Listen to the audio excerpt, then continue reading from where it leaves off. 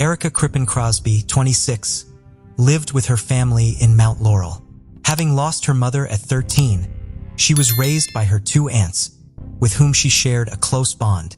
Family was everything to Erica, and everyone agreed that motherhood was her greatest joy. She had a daughter, Amira, from a previous nearly decade-long relationship, and a 3-month-old baby girl, Kaylee, with her new husband, Kyle Crosby. Erica's family noted that Kyle adored Amira as if she were his own, and the family dynamic seemed ideal. Erica's friends described her as funny, vibrant, intelligent, and sassy, often exaggerating and making self-deprecating jokes to get a laugh. She loved entertaining and socializing, but also cherished quiet nights with her daughters.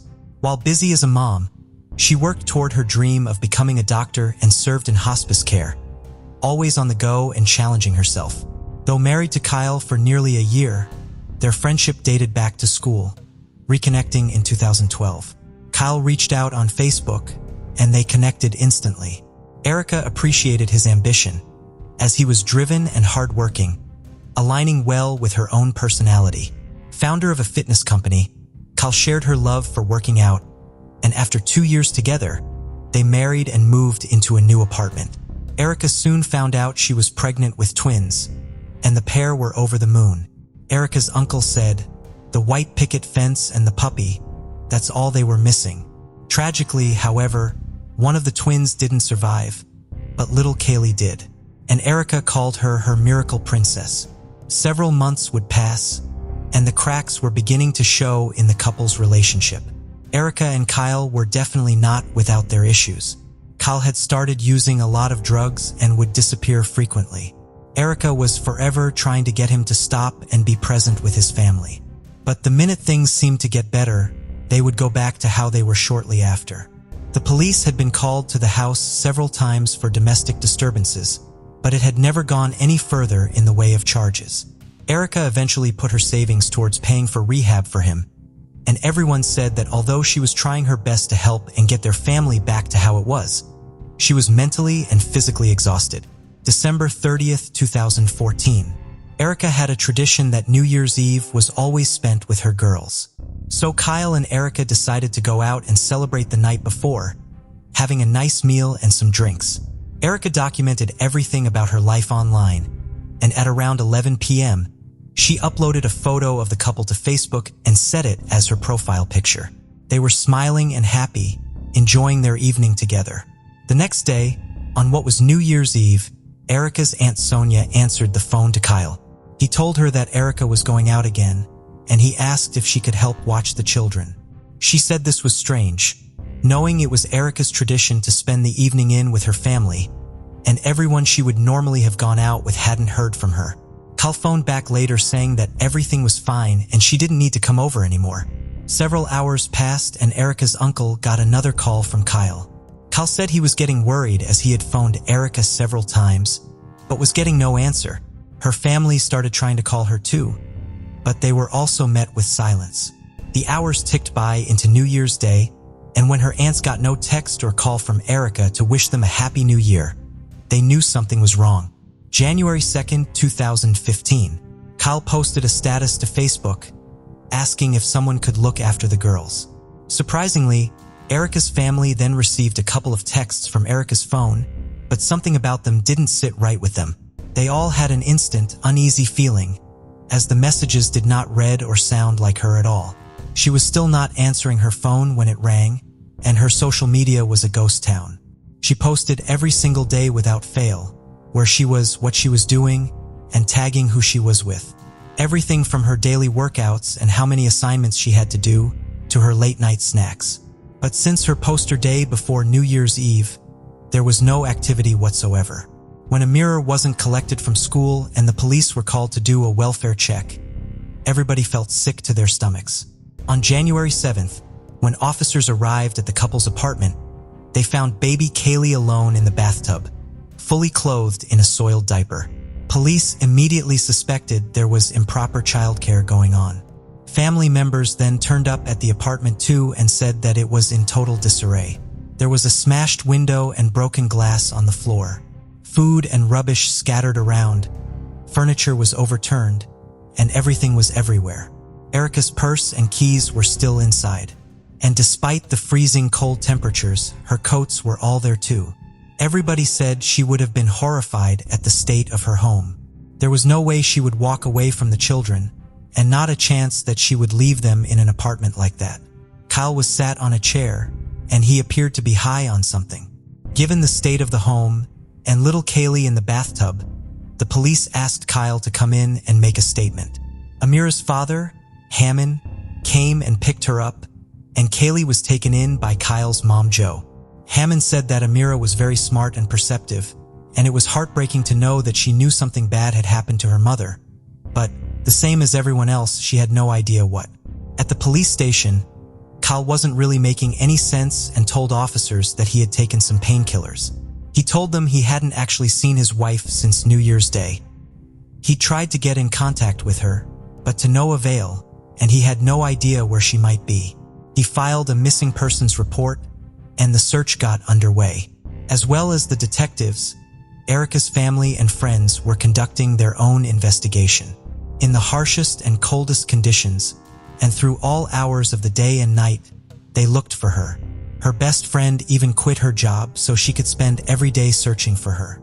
Given everything that they knew about Erica, her constant communication, her presence as a loving mother, her social media updates, and her keys and purse being at home, authorities informed the family that things had escalated fast and they were now treating her case as a homicide. A few days later, police returned to the couple's apartment and realized that Kyle was gone, and so was Erica's Ford Taurus. They tracked down Kyle's mother, Jo, hoping she would be able or willing to tell them where he was. Perhaps he was out looking as well, or maybe he'd gone to work. She was open and forthcoming, saying she hadn't actually spoken to her son in a week.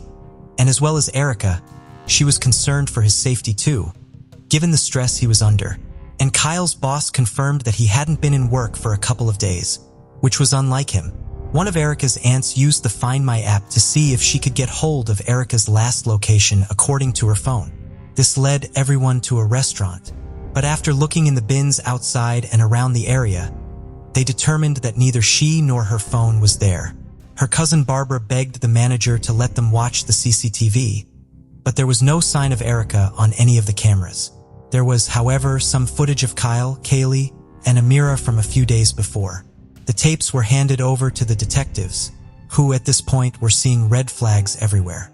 They knew that Kyle had something to hide. He had been evasive from the start, and his story kept on changing. They also learned that Kyle was now out on a drug binge with a sex worker whom he had brought back to the couple's apartment. According to sources, he even told her she could go through Erica's wardrobe and take whatever she wanted. Police didn't have enough to arrest him on suspicion of murder, but they did have enough to file charges against him for child endangerment.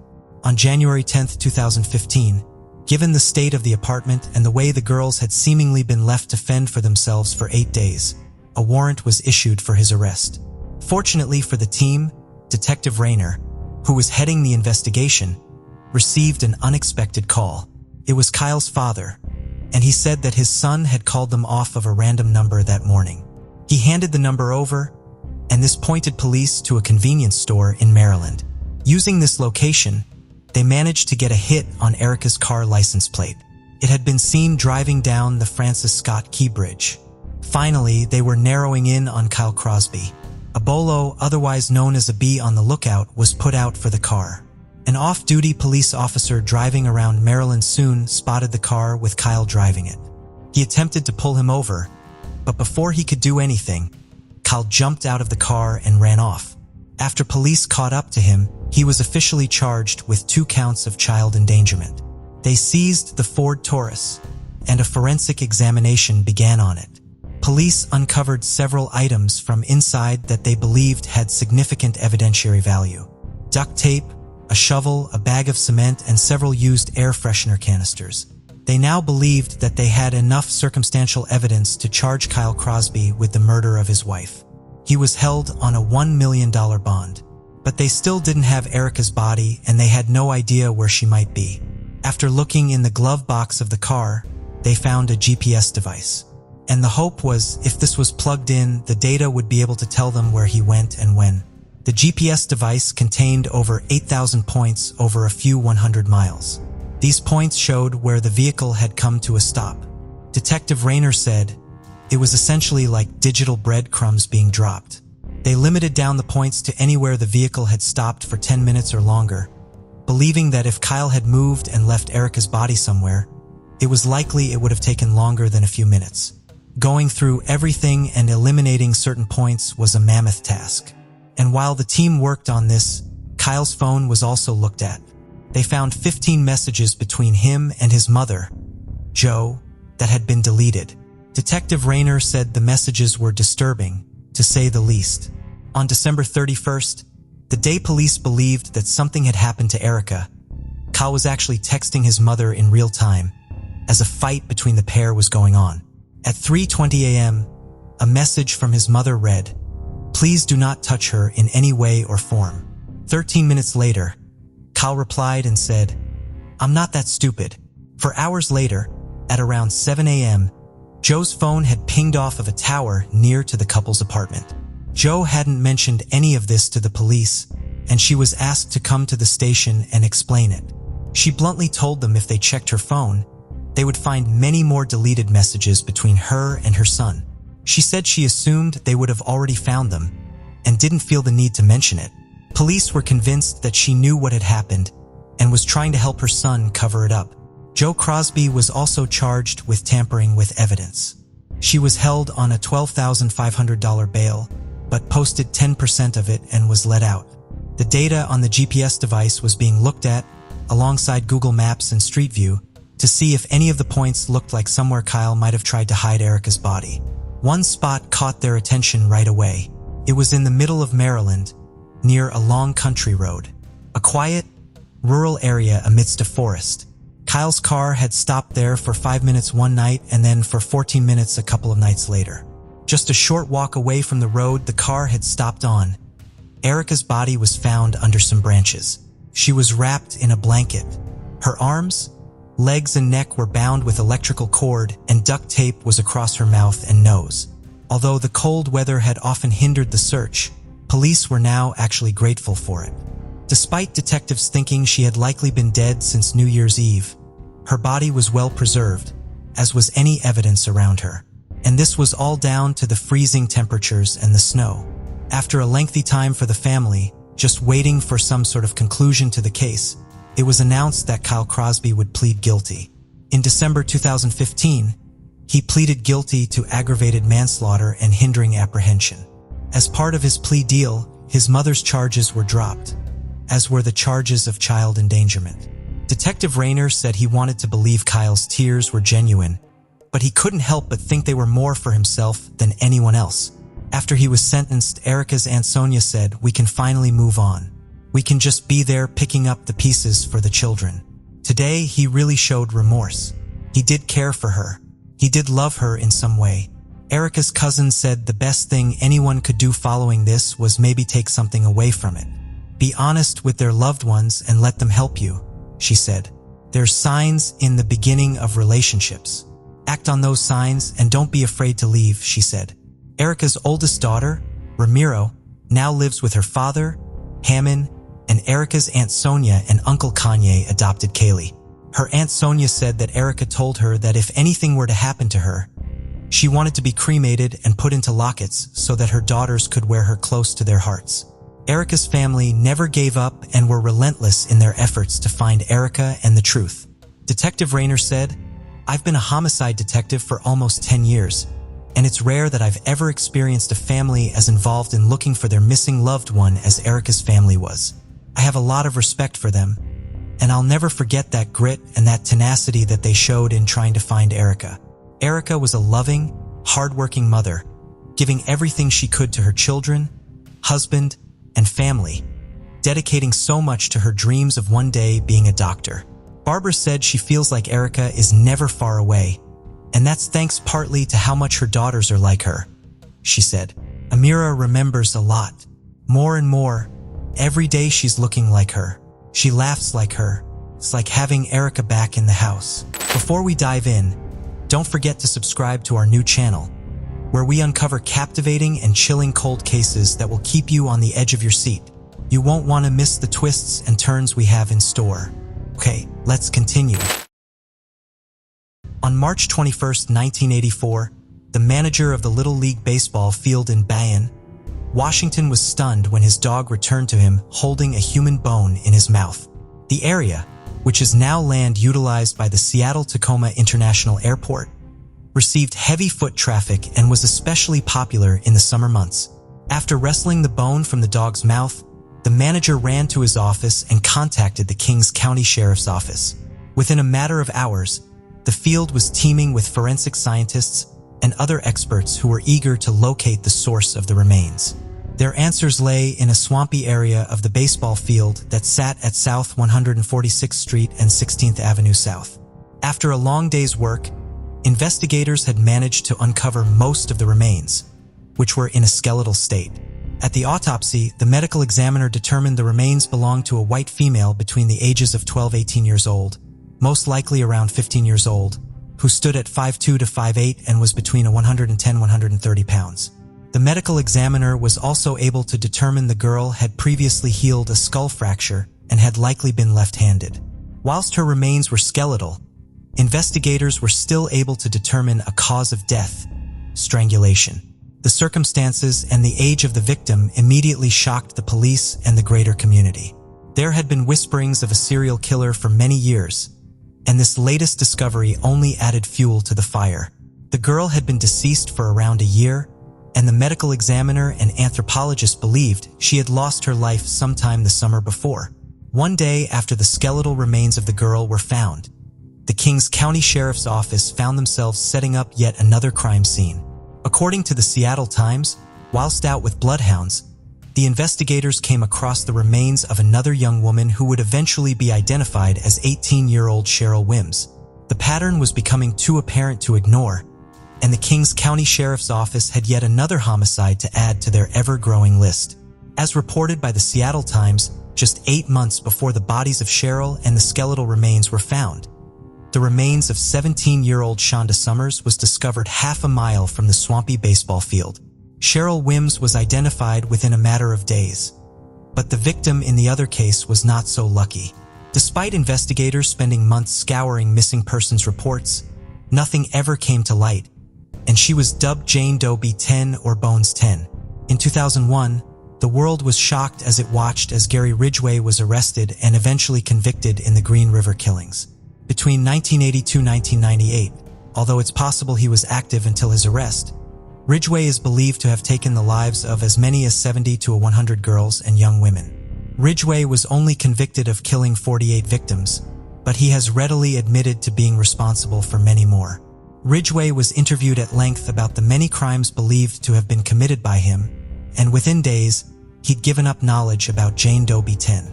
He told investigators that he remembered picking up a young white woman he believed to be in her 20s in Tukwila, a suburb of Kings County, in the spring or summer of 1983. He went on to add that he picked her up near the Pacific Highway South and remembered her murder in detail as he, quote, wanted to make sure she was dead because he had attempted to kill another woman nearby, but she had escaped. Unfortunately, Ridgway was not able to give investigators a name, and the case of Jane Doe B10 was added to his ever-growing rap sheet. In 2020, the DNA Doe Project obtained bone fragments from Jane Doe B10 and sent them to a third-party lab, Astrea Forensics, for further testing. Astrea was able to create a family tree for Jane Doe B10, and after much searching, they came across the possible parents of the Jane Doe. By late 2020, Cecil Gasper of Denver, Colorado, received a knock at the door that she had never thought would come. Cecil agreed to submit a DNA test, and weeks later, she finally learned the long-awaited truth. In August 1983, Cecil's daughter, 14-year-old Wendy Stevens, disappeared from their Denver, Colorado home. Wendy was a bright and intelligent young woman, but in the summer of 1983, she became rebellious and was hanging in the wrong crowds. She would run away from home for a few days at a time, but in August 1983 would be the last. Cecil tried to report her daughter missing, but was brushed off each time. In a bizarre and painful twist, Cecil had submitted her DNA to an ancestry site in 2019 in a bid to find out what had become of her beloved daughter. According to the DNA Doe Project, quote, early in 2019, one of Wendy's parents had taken a direct-to-consumer DNA test and uploaded the results to GEDmatch, hoping to learn the fate of their daughter. Unbeknownst to the parent, GEDmatch had changed the settings on that kit in May 2019 as part of their new policy regarding law enforcement access to matches. Because the parent's kit remained opted out, when DNA Doe Project uploaded Wendy Stevens' data in September 2020, that important connecting lead was not immediately available to the team. There are still 2 unknown Ridgway victims. The last 2 unknown victims are called Jane Doe B-17, who was found in 1986, and Jane Doe B-10, who was found with the help of Ridgway in 2003. Authorities still hope to identify them. Authorities believe that there's still more victims out there, and we may never know the exact number Ridgway killed. Gary Ridgway is currently residing at the Washington State Penitentiary in Walla Walla. Because of his immunity deal and assisting law enforcement to find all of his victims, there'll be no charges related to Wendy Stevens' case, but Gary Ridgway will never be free, and he will die in prison. On April 20th, 1979, the New Haven Water Company of New Haven, Connecticut received an unusual and rather morbid call. On the other end, remains had been located on the company's property and a full investigation would be taking place. Managers of the water company raced to the scene and provided investigators with everything they needed to carry out their investigation. When law enforcement arrived, they found partial skeletal remains that were somewhat scattered across the land. The remains were taken into the custody of the state's medical examiner, who was tasked with identifying them. Due to the level of decomposition that had taken place, the medical examiner couldn't determine an exact cause of death, and a post-mortem index is not listed in contemporary reports. The medical examiner could discern that the remains belonged to a white female between the ages of 1830, who stood around 5'1" to 5'3". It was determined that the young woman may have had some sort of congenital condition where the lower part of her vertebra was missing, and she may have suffered from arthritis. And it was also noted the woman had been born without wisdom teeth. The only items found with the remains were a black lace bra and a Westclox brand folding travel alarm clock in a red case. Without the cause of death, investigators found the investigation difficult. Her identifying features didn't match any local missing persons cases, and no one came forward to claim her remains. 2 years after the initial discovery was made, the woman's mandible or jaw was found in an undisclosed location. Due to the scarce details available, the case quickly went cold, and interest in the case didn't pick up again until 2022 when Michelle Clark, a meteorological death investigator, partnered with Othram Labs. Othram did what they do best and were able to obtain a DNA profile from the partial skeletal remains. From there, genealogists scoured records and created a possible family tree, which led them to one outcome. 29-year-old Sarah or Sally Tatum Abbott of New Haven, Connecticut. Not much is known about Sally other than the fact that she was born on August 3, 1940 in Manhattan, New York. At some point in her life, Sarah moved from Manhattan to New Haven, Connecticut, and was last heard from in July of 1970. Sally had been divorced at the time of her disappearance. Her ex-husband hadn't been the one to report her missing. Her siblings had done that. Sally didn't have any children with her ex-husband, and it's unclear if he is a suspect at this time. Her cause of death remains unclear. In 44 years, her family did not once stop searching for her. On October 29, 1993, 2 squirrel hunters trekking through a wooded area off I-59 in St. Tammany Parish, Louisiana, near the Mississippi border, stumbled upon a chilling discovery.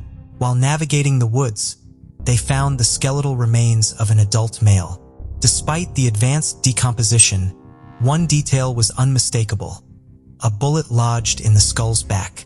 The hunters quickly returned to their vehicles and notified the St. Tammany Parish Sheriff's Office. Officers arrived promptly and began assessing the scene. They noted the victim had been shot in the back of the head, and animal scavenging had likely disturbed the remains, complicating identification. According to Othram Labs, who would consult on this case decades later, only the skull and part of the skeleton remained due to animal activity, along with a few other pieces of evidence. Lacking the resources for such a complex case, the St. Tammany Parish Sheriff's Office transferred the remains in November 1993 to the LSU FACE's Division, Forensic Anthropology and Computer Enhancement Services, in Baton Rouge, where the team conducted a more detailed examination. They determined that they belonged to a white male around the ages of 25 up to 38, who stood at 5'6" to 5'8". The man had amalgam fillings on at least 11 teeth and a myriad of other health problems. According to the Doe Network in Othram, the young man was possibly healing a broken right hip and showed signs of remodeling to his right femur and fibula, which may have affected his gait and caused hip and back pain. Investigators also found another contributing factor to the man's hypothesized back pain: Schmerl's depression or nodes on several of his vertebrae. Schmerl's nodes are defined as spinal disc herniations, which cause soft tissue of the spinal disc to protrude upward or downward to the adjacent vertebra. This condition often goes unnoticed, however. It has been known to cause lower back pain in some patients. These depressions, paired with the man's existing injuries, would have likely caused the man some level of discomfort. Also, with the remains, investigators found a distinctive pair of glasses and remnants of blue Wrangler jeans and size 11 Nike Air running shoes. Despite all of the information that was readily available to them, the St. Tammany Parish Sheriff's Office had a difficult time identifying the remains or who had killed him. For many years, the case fell silent, with the STPSO occasionally performing DNA comparisons from time to time. In 2020, the St. Tammany Parish Sheriff's Office partnered with Othram Labs to perform more in-depth testing. Within a matter of weeks, Othram was able to uncover a list of possible candidates.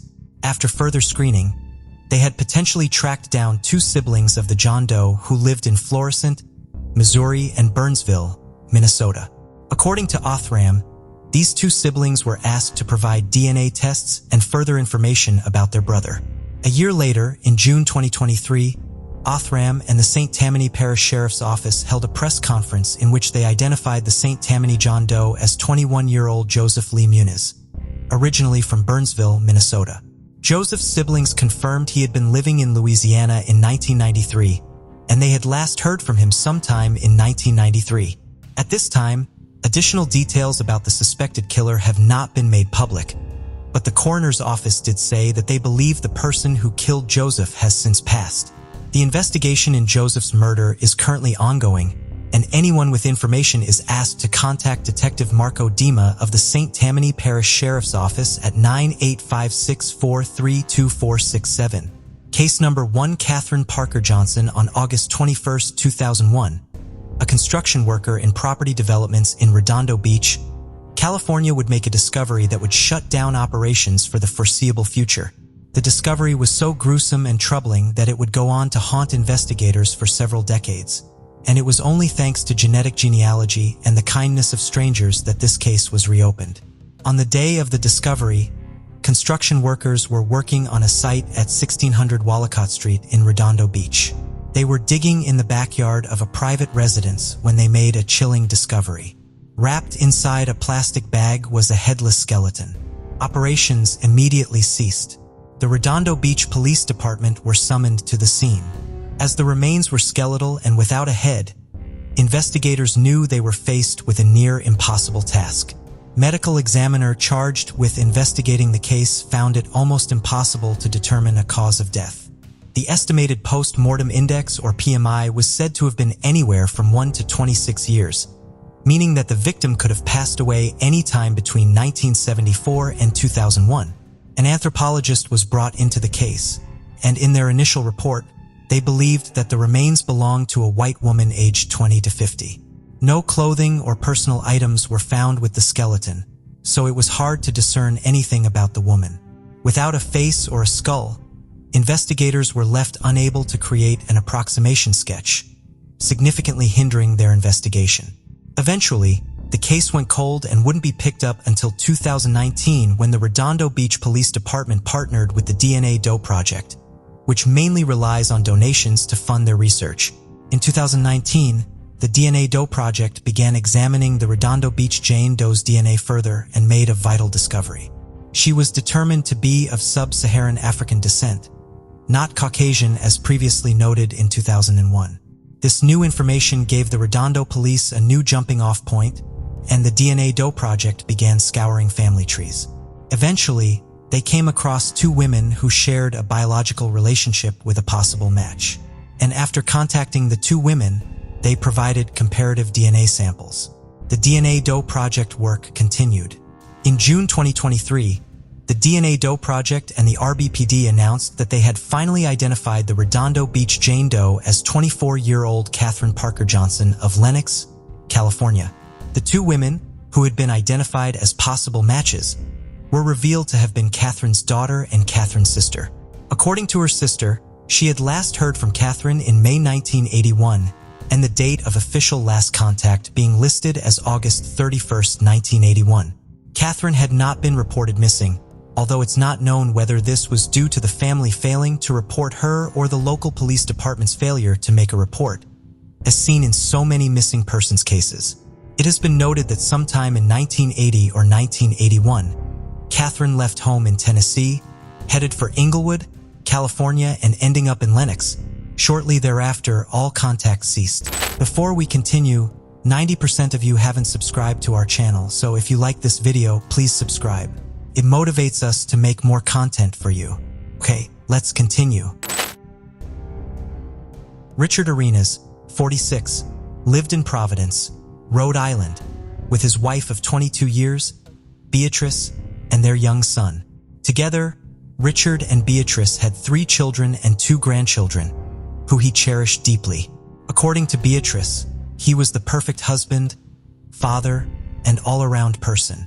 Richard was always busy, working as a mechanic and forklift driver, and when not on the job, he often helped others in the community with vehicle repairs. Known in the neighborhood for his generosity, Richard was the go-to person for help and favors.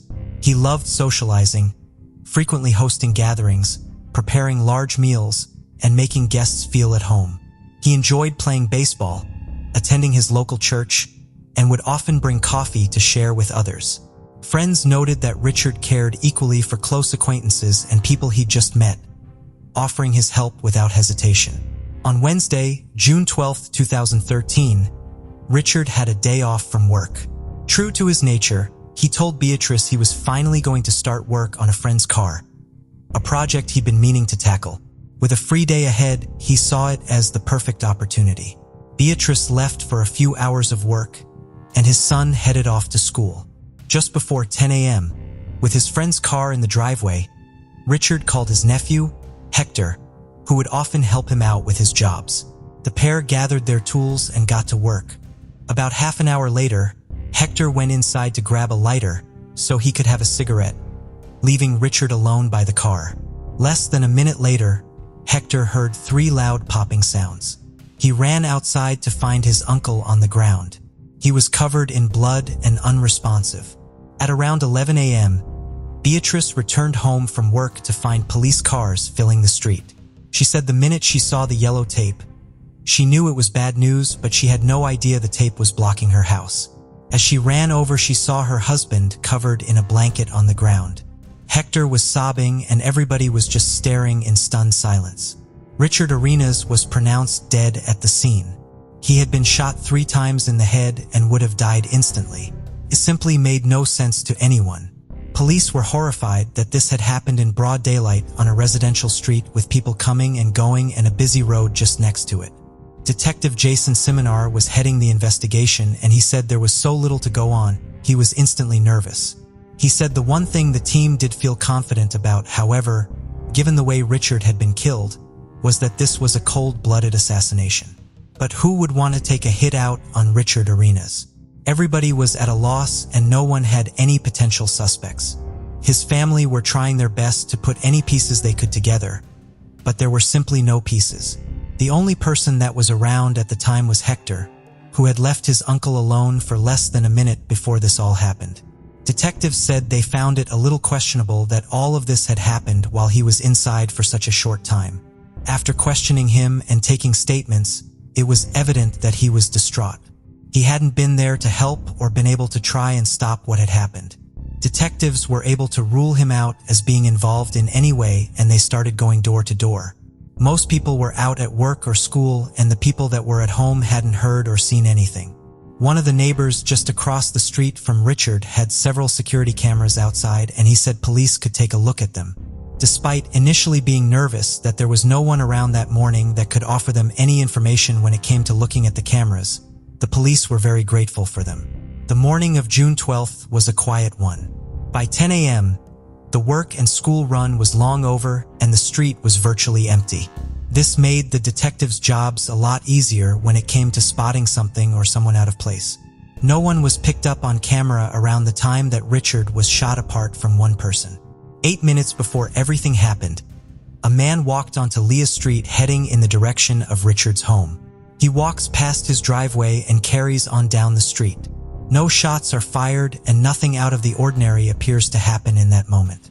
It appeared he had walked past and taken a turn at the end of the road before disappearing. Another neighbor about 3 doors down also had several cameras pointing in various directions.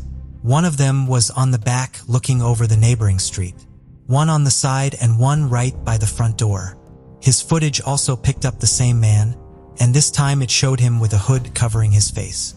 The man can then be seen walking over to Richard's driveway.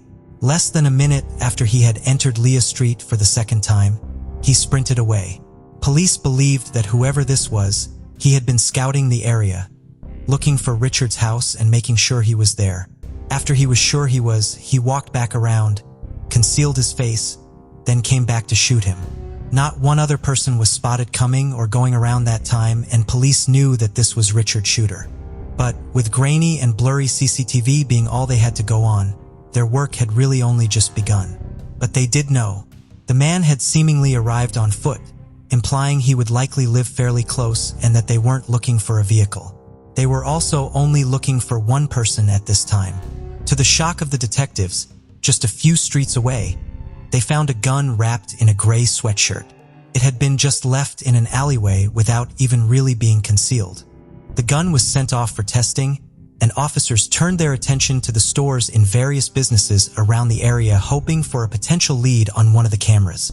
It looked like the gun had been wrapped in a gray sweatshirt the man was wearing on the street, and this meant they were now looking for a completely new set of clothes. Several days went by as they scrutinized every piece of footage in that area from around that time. On one camera outside a shop just after 10:30 that morning, they spotted a man walking past. After comparing the footage and looking at the way he walked, his size and build, and what trousers he was wearing, they felt fairly confident that this was probably him. But it still wasn't enough to get a clear ID on his face. Just a street away from the shop, a final camera picked up the man crossing the road and walking towards a block of apartments. A few minutes later, the same man came back out with a dog. He had changed into shorts but was wearing the same white t-shirt. After going door to door in the apartment building, showing the picture of the man and asking anyone if this person looked familiar, they knocked on one door, which was met with a dog barking and growling. A man named Stephen opened it, apologizing about the noise. Detective Simoner asked him about his whereabouts that morning or if he had seen or heard anything. But Stephen said he couldn't help them. He'd been at work all day and his brother was looking after his dog. The minute they saw Stephen's dog, the detectives knew it was the same one from the CCTV. But it definitely wasn't Stephen walking it. And after seeing a picture of his brother, they knew it wasn't him either. Stephen was angry that someone he didn't know was out and about with his dog and, unbeknownst to him, likely using this as an alibi. Detectives asked him to come down to the station. And while he was there, he called his brother demanding to know what was going on. His brother said, "Oh, that's my boy, Judea." Finally, they had a name. About 6 weeks after the murder of Richard Arenas, police announced they had made an arrest in Alabama, over 1,200 miles away. On July 26th, a 19-year-old named Judea Dixon was placed under arrest and held without bail. Judea was already known to police and was actually also wanted in Superior Court on another unrelated shooting in Providence. In May 2012, Judea had shot Amori Santos outside a gas station. According to Amori, Judea was staring at him as he was filling his tires with air. The two then exchanged some heated words before Judea pulled out a gun and shot him in the stomach. Fortunately, Amory survived and was able to positively identify him. The testing had also come back during this time period, and it proved that the DNA found on Richard's clothes matched the DNA found on the gun that had been dumped. And all of it linked to Judea Dixon. As relieved as they were, they had finally found the person responsible for not one, but two awful crimes. They still didn't know why he'd done what he'd done. There just was no motive at all, and Judea wasn't talking. He pleaded not guilty and refused to say anything. Preparations for trial started moving ahead, and it was undoubtedly a strong case. Just before it was set to start, however, Judea's legal team announced he had changed his plea. In court, he pleaded guilty to first-degree murder and weapons charges. He also pleaded guilty to the non-fatal shooting of Amory in 2012. He was later sentenced to life in prison for murder, plus an extra 20 years for the 2012 shooting. He is able to apply for parole after 20 years. The deputy police chief said they firmly believed that Richard was not the intended target, and it was a case of mistaken identity. The intended victim still remains unknown, and Judea has never talked about it further. Knowing this didn't change anything for the family, however.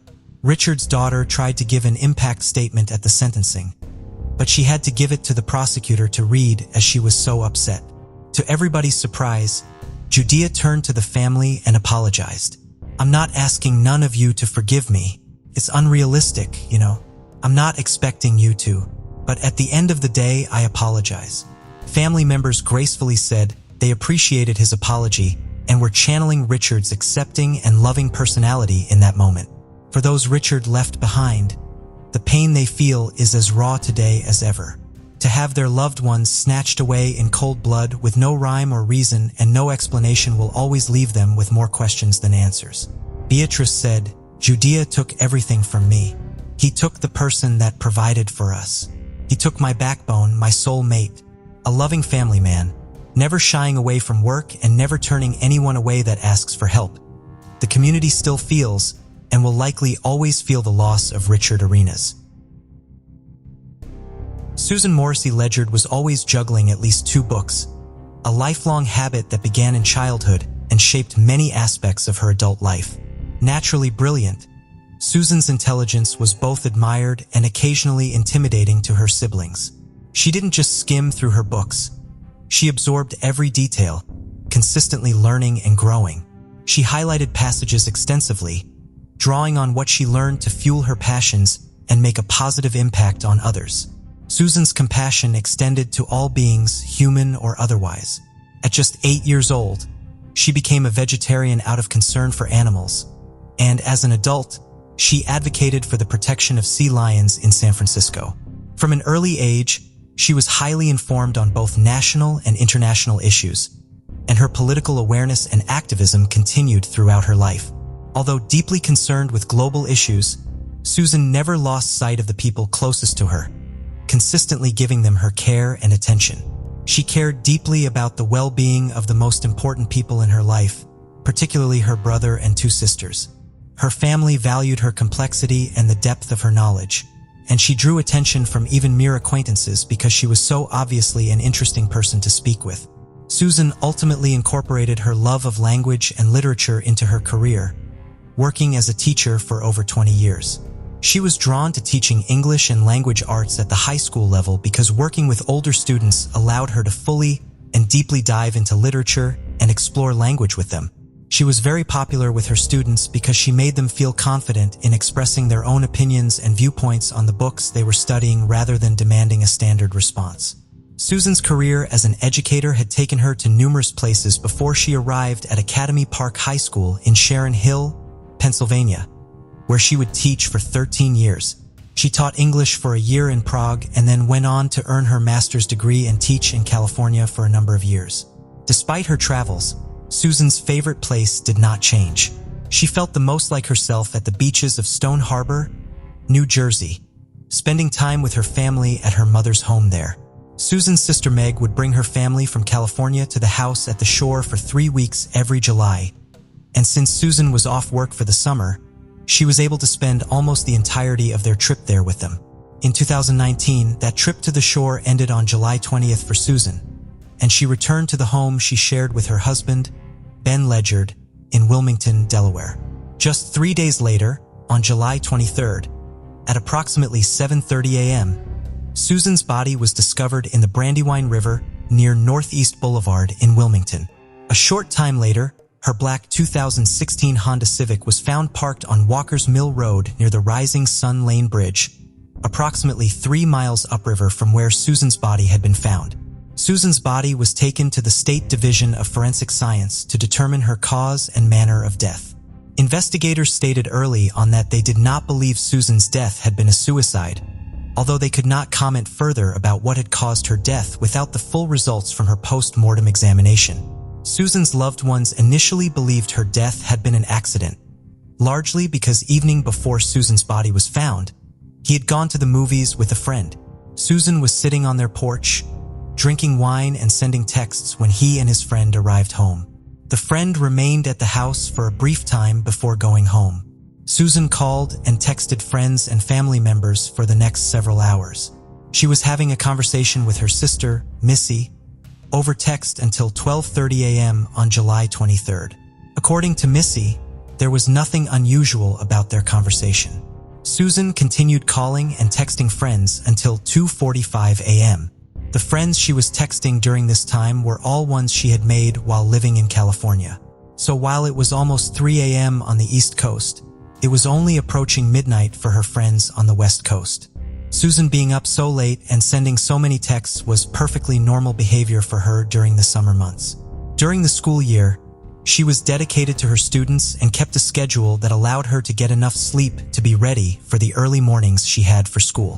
When school was not in session, however, Susan would regularly stay up late to focus more on spending time with her friends and family or communicating with them.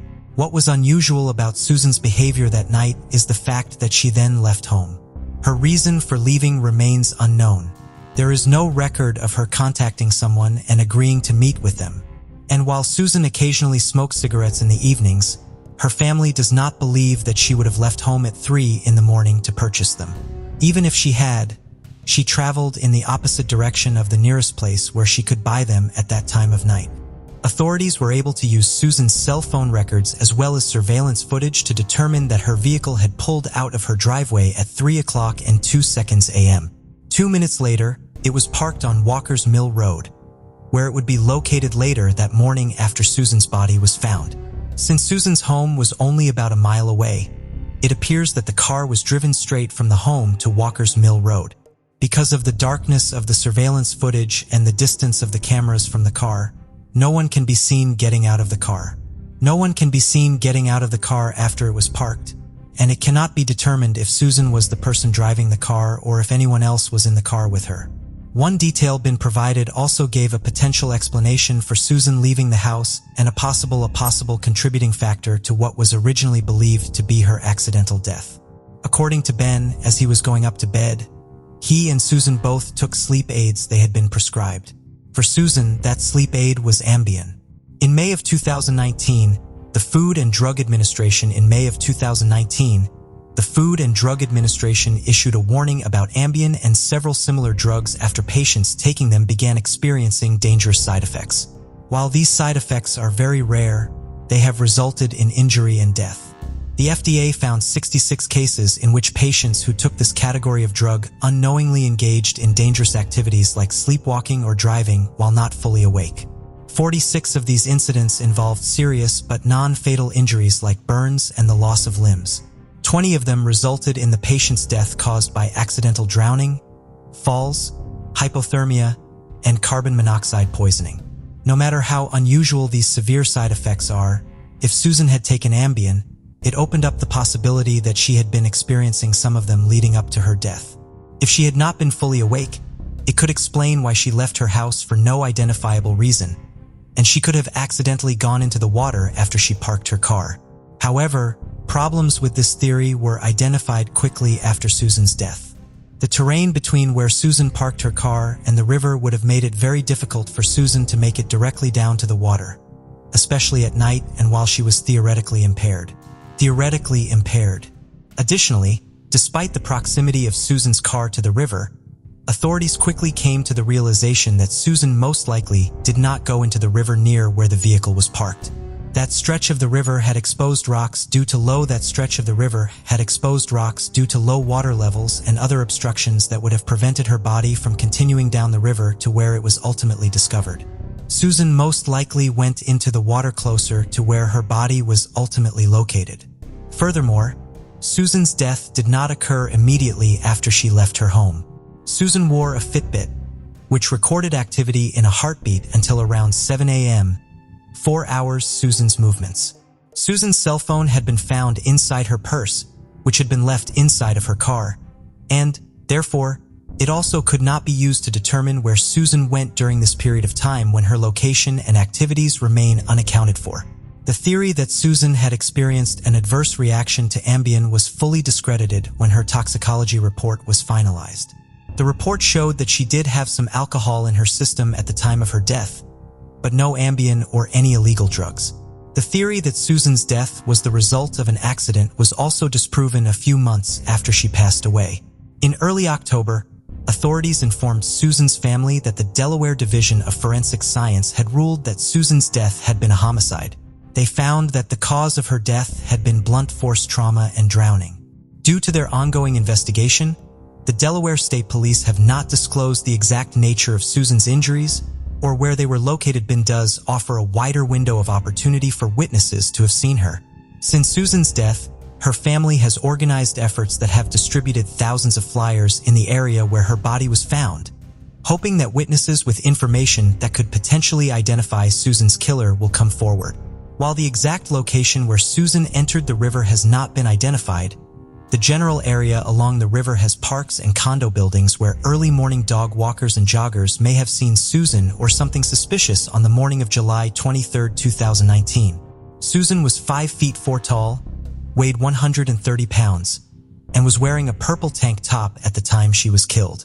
Susan's family has partnered with Crime Stoppers to offer a $50,000 reward for information that leads to an arrest in the case.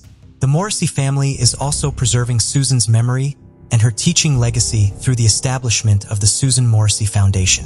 A major focus of the foundation is the Susan Morrissey Ledgard Prize for Achievement in English, a partial scholarship awarded to students from the high school where Susan was teaching at the time of her death who excel in the subject of English. The foundation awarded its first scholarship to one of Susan's former students in 2021. 2 additional students from Academy Park High School received scholarships in 2022. While Susan's family has found some comfort in honoring her legacy through the foundation, they struggle greatly with her death and the lack of answers in her case. Losing Susan and not knowing who is responsible for her murder has dramatically changed their lives individually, as well as their dynamic as a family. The Morrissey family has asked that anyone with information, no matter how insignificant it may seem, report it to police so that they can evaluate its importance. Even the smallest detail could potentially lead to the identification of Susan's killer. Marlene Warren, a well-liked and seemingly ordinary woman, was brutally shot at her doorstep by someone dressed as a clown with a bright orange wig and red nose. The chilling case of the killer clown sent shockwaves through the nation, leaving both law enforcement and the public puzzled. It all happened on a Saturday morning of Memorial Day weekend, May 26, 1990, while 40-year-old Marlene was at home in Wellington, Florida. She was having breakfast with her son, 21-year-old Joe Aarons, who was recovering from a broken leg. Some of Joe's friends were there too when they saw a colorful figure approach the house. The clown, fully dressed with face paint, red nose, and an orange wig, knocked on the door. When Marlene answered, she was greeted with a basket of carnations and 2 mylar balloons. One reading, "You're the greatest." Marlene remarked, "Oh, how nice," as she reached out to take the gifts. The moment Marlene took the flowers, the clown pulled a handgun from a pocket, aimed it directly at her, and fired. Then, without a word, the clown turned and calmly walked away, leaving Marlene at the doorstep. Joe, who witnessed the incident, rushed to his mother's side. He recalled shouting something out, though he now can't remember what he said. He briefly locked eyes with the clown, noticing brown eyes behind the makeup, though he couldn't identify the person. The clown climbed into a white Chrysler LeBaron convertible and sped away. Joe immediately called 911, providing their address before grabbing car keys. Despite his cast, he attempted to follow the clown's vehicle. When he lost sight of it, he returned home, where police and paramedics had just arrived. Marlene was rushed to the hospital, where she stayed in a coma until she succumbed to her injuries 2 days later. Joe has said that he stayed with his mother in the hospital, begging her to stay with him and that he loved her. Marlene was born on April 15, 1950 in Mount Clemens, Michigan. In 1965, she married her high school sweetheart, John Ahrens, at only 15 years old and had her first son, Johnny Jr. They had their second child, another son named Joey, a few years later. However, tragedy struck the young family only 5 years after they were married. Marlene's husband, John, died in a car accident, leaving the 20-year-old with 2 very young children. 2 years later, she met Michael Warren. She was 22 when he was 19. Michael Warren grew up in a small suburb in Detroit, and the two really seemed to hit it off. The couple had a whirlwind romance and Marlene was swept off her feet. Michael also doted on her 2 young sons and soon the couple married. After their wedding, the couple left Michigan for sunny Florida, where Michael's family lived. Once in Florida, Michael became a meat factory inspector, but the couple had also started dabbling in the real estate business and began investing heavily in properties.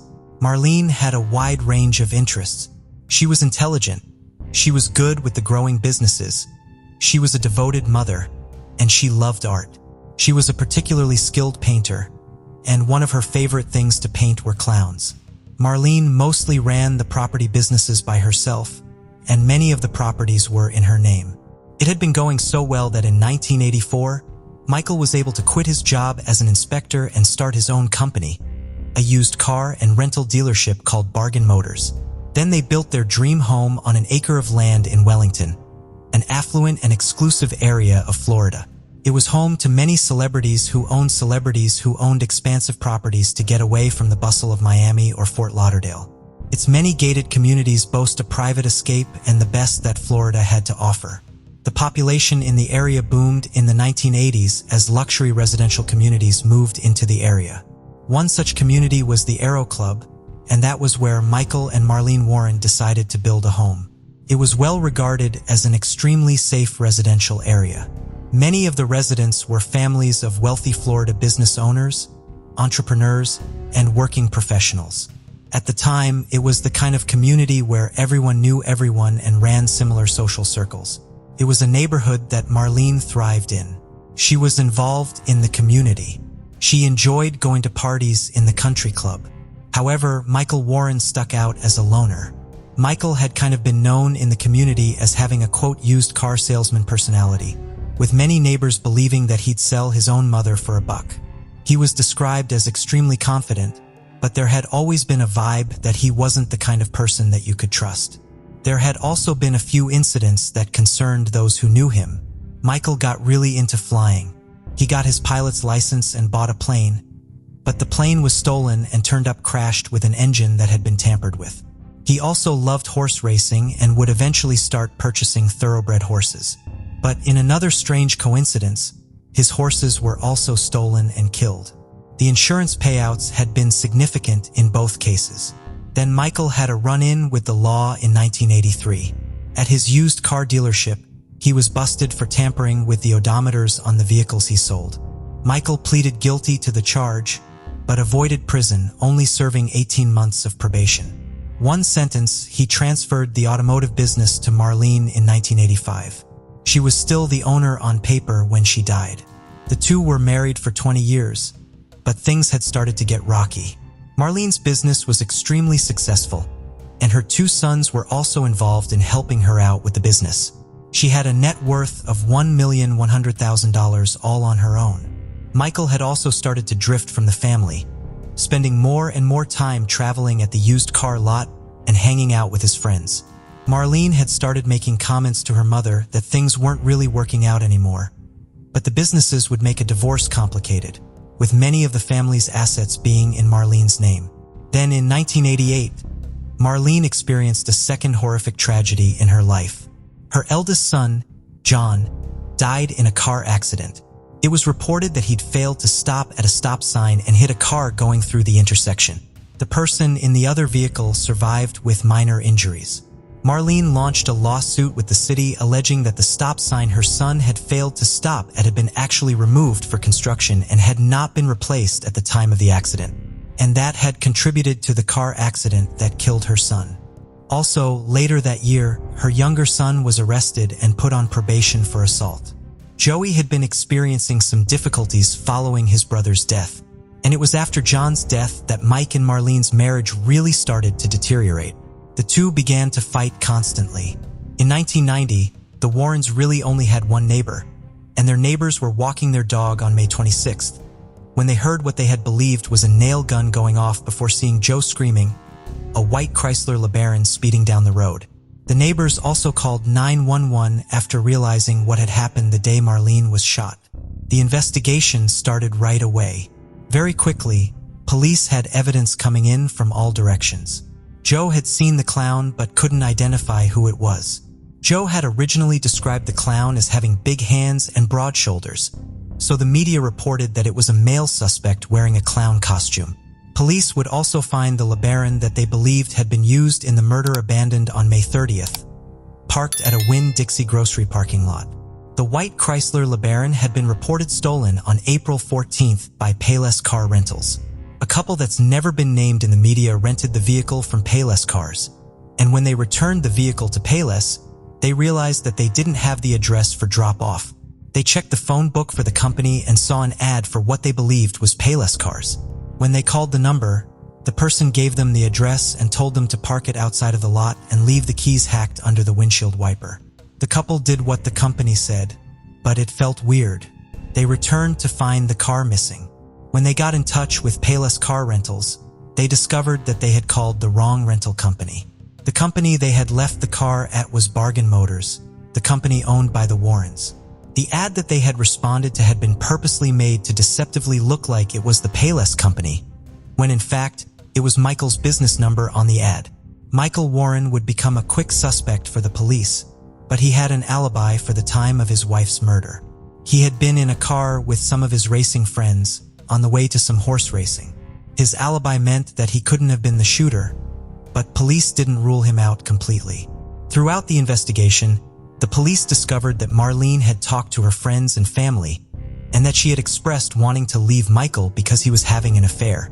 She had told her mother that if anything happened to her, Michael was probably the one who did it. Her mother would explain that Marlene had even told her where to find money that she'd hidden in case anything happened. If the couple had divorced, it would have cost Michael considerably, with almost all of their assets being in Marlene's name.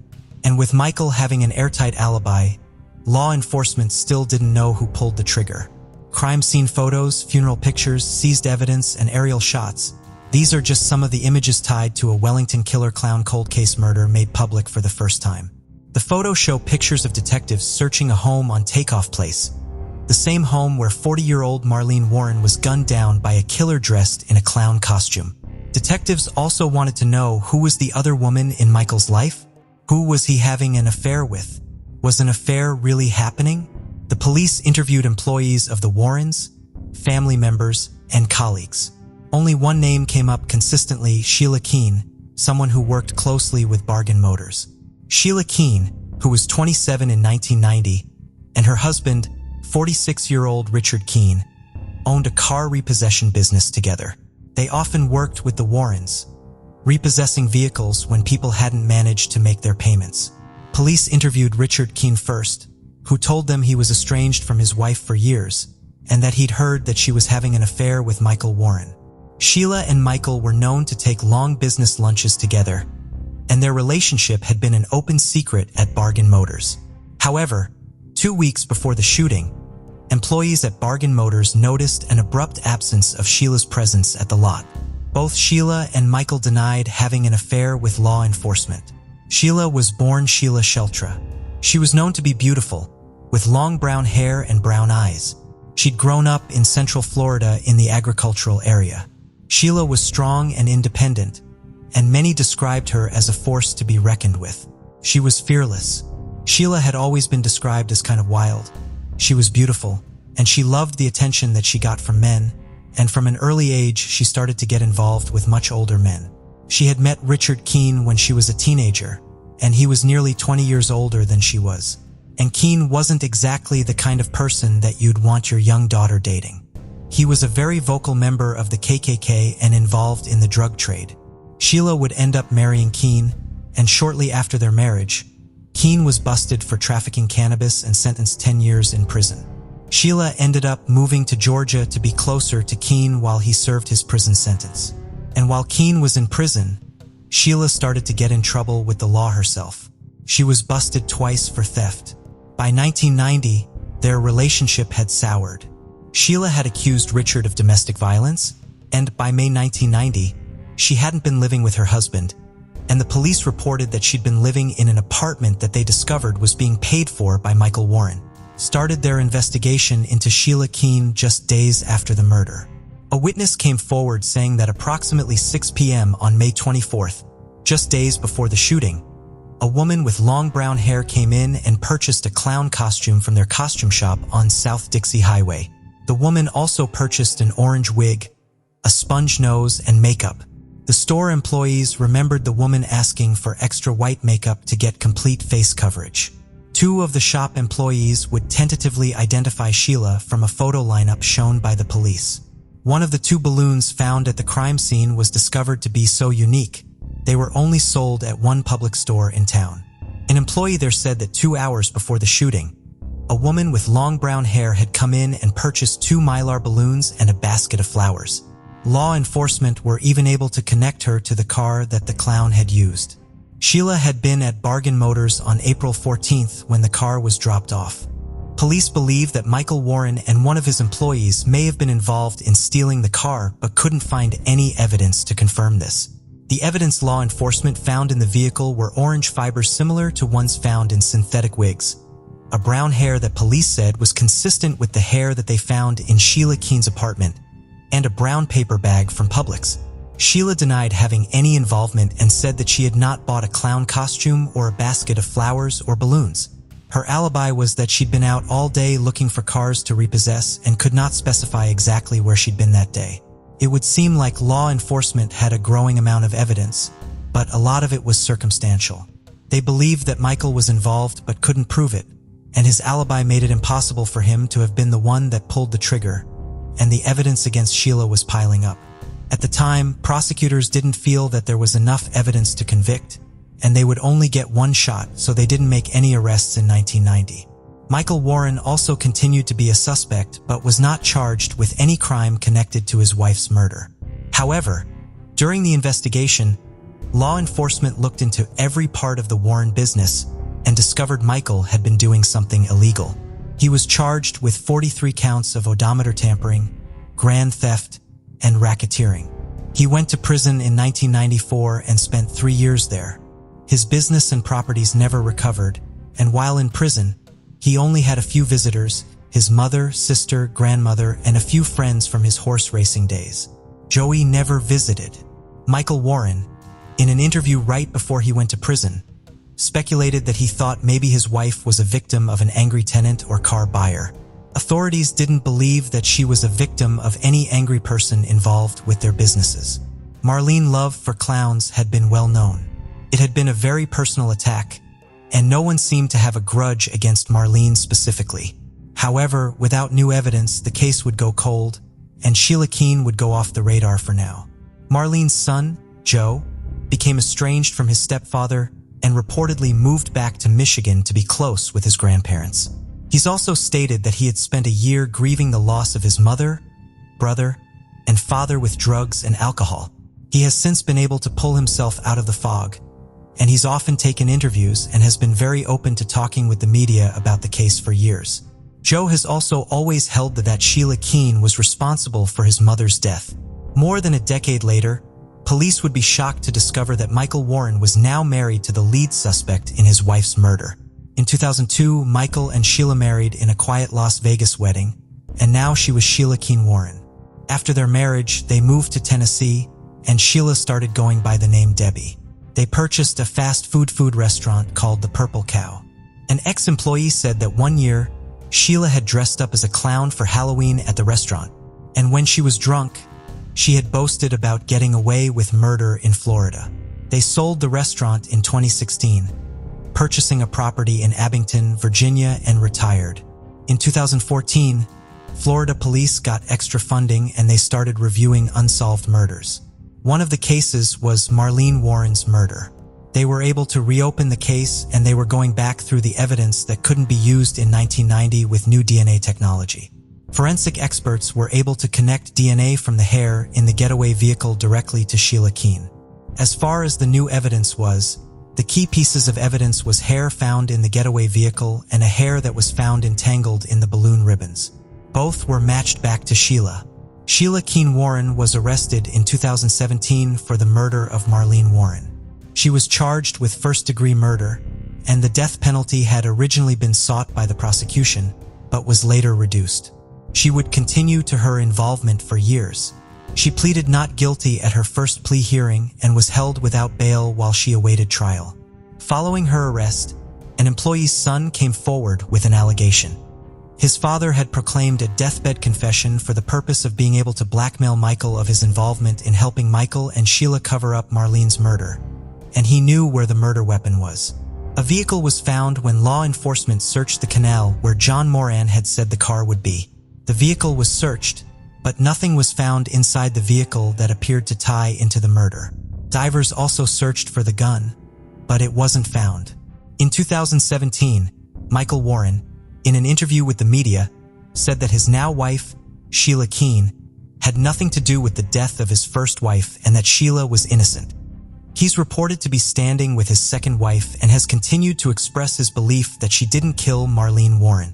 There were multiple delays in getting a court date for Sheila. Many of the delays were due to COVID-19. Some delays were reported because of the difficulties with the evidence. Sheila Keene Warren, now 59 years old, was finally set to have her trial in May 2023. But in April 2023, just 2 weeks before her trial date was to start, she changed her previous plea of not guilty to guilty after a plea deal that allowed her to plead second-degree murder was brought forward by the prosecution. The plea deal was for 12 years, and with time served, she'd be looking at the possibility of being released by 2025 since Sheila had been in custody since 2017. In 1990, second-degree murder sentences in the state of Florida could be drastically reduced with good behavior.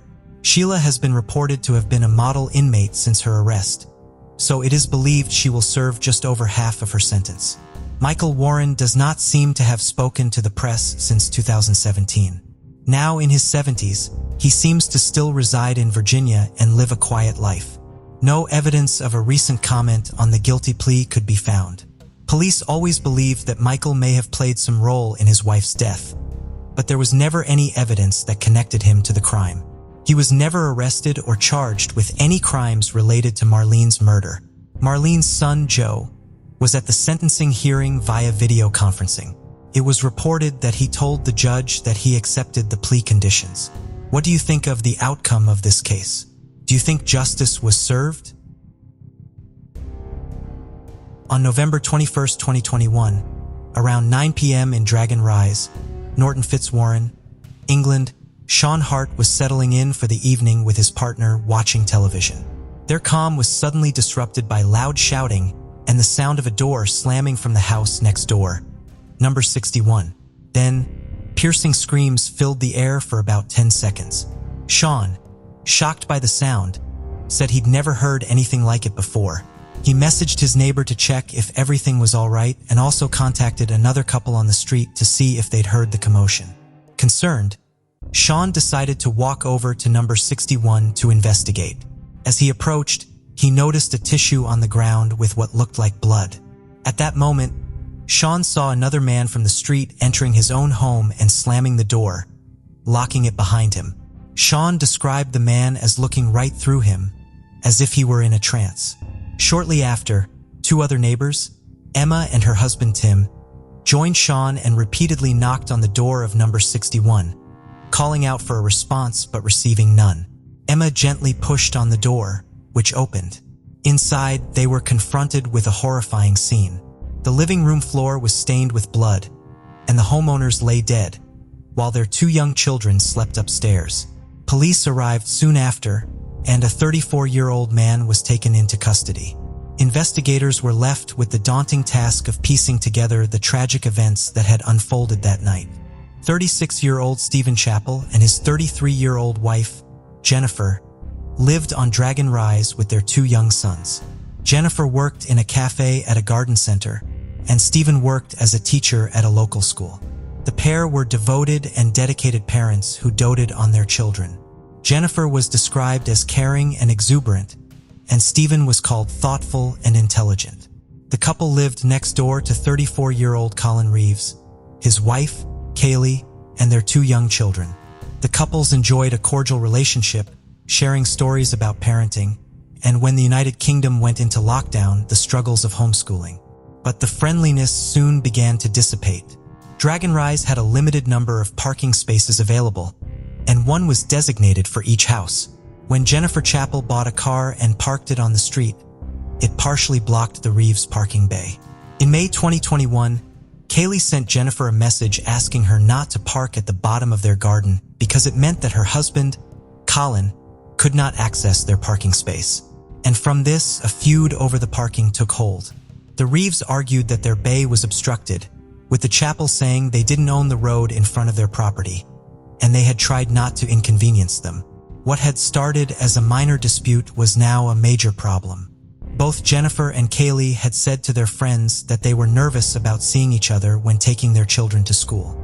A woman who worked with Jennifer at the cafe said Jennifer was very scared of Colin Reeves. On one occasion, he had brought his daughters into the cafe and then adjusted his chair so he could stare at her. On November 8, 2021, footage captured from the Reeves' bedroom showed Jennifer gesturing towards their house.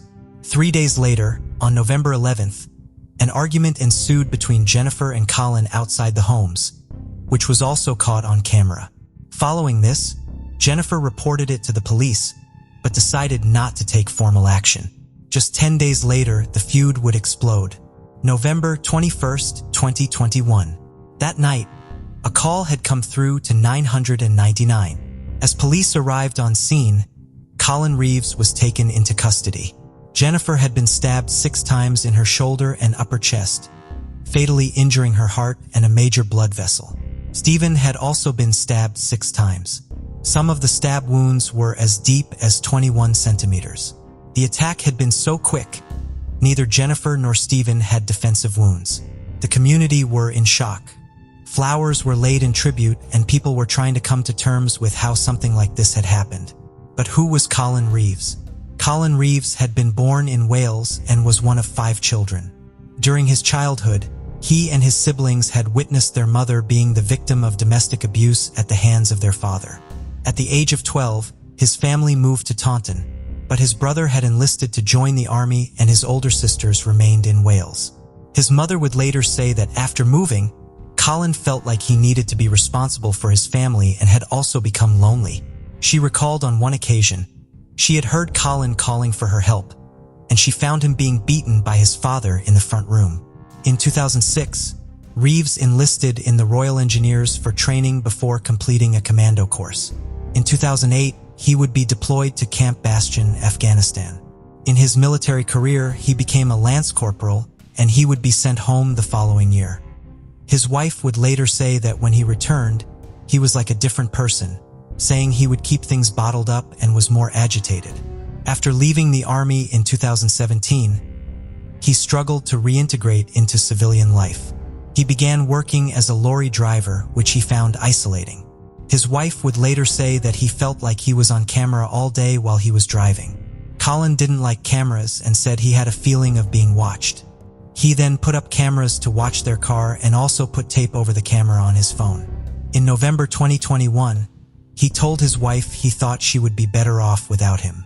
She told him to go and see a doctor in 2 weeks if he was still feeling the same. He didn't seek medical help though, as he was worried he would be put on medication and have to take time off work, meaning that bills would not be paid. On November 21st, Colin Reeves had been to a Christmas light switch on with his sister, mother, and daughters. He came home at around 5 p.m. and put his children to bed. He told his wife, Kaylee, that he was not in the right frame of mind.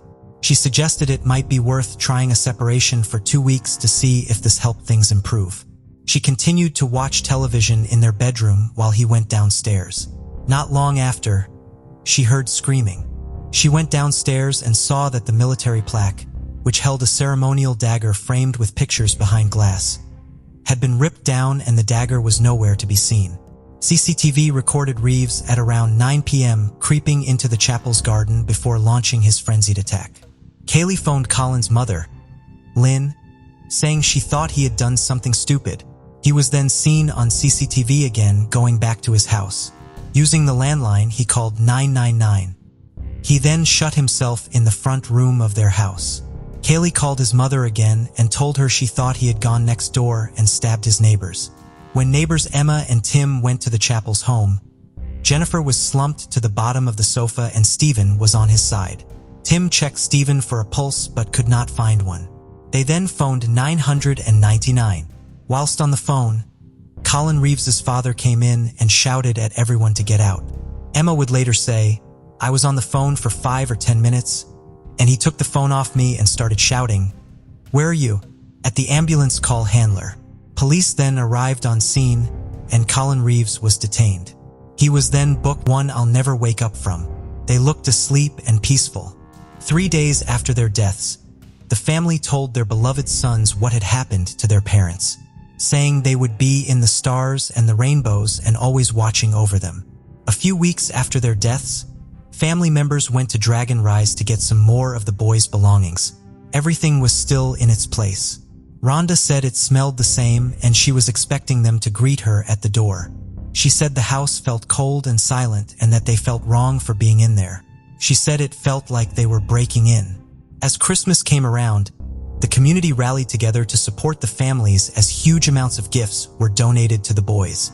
But Rhonda said she knew from looking in their eyes, they knew something was missing and that Christmas would never be the same for them ever again.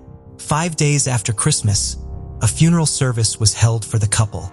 They shared memories of the couple and united to support each other through their pain and grief and shower their children with love and affection. At Winchester Crown Court, Colin Reeves entered a plea of guilty to the manslaughter of Jennifer and Stephen, but denied murder on the grounds of diminished responsibility.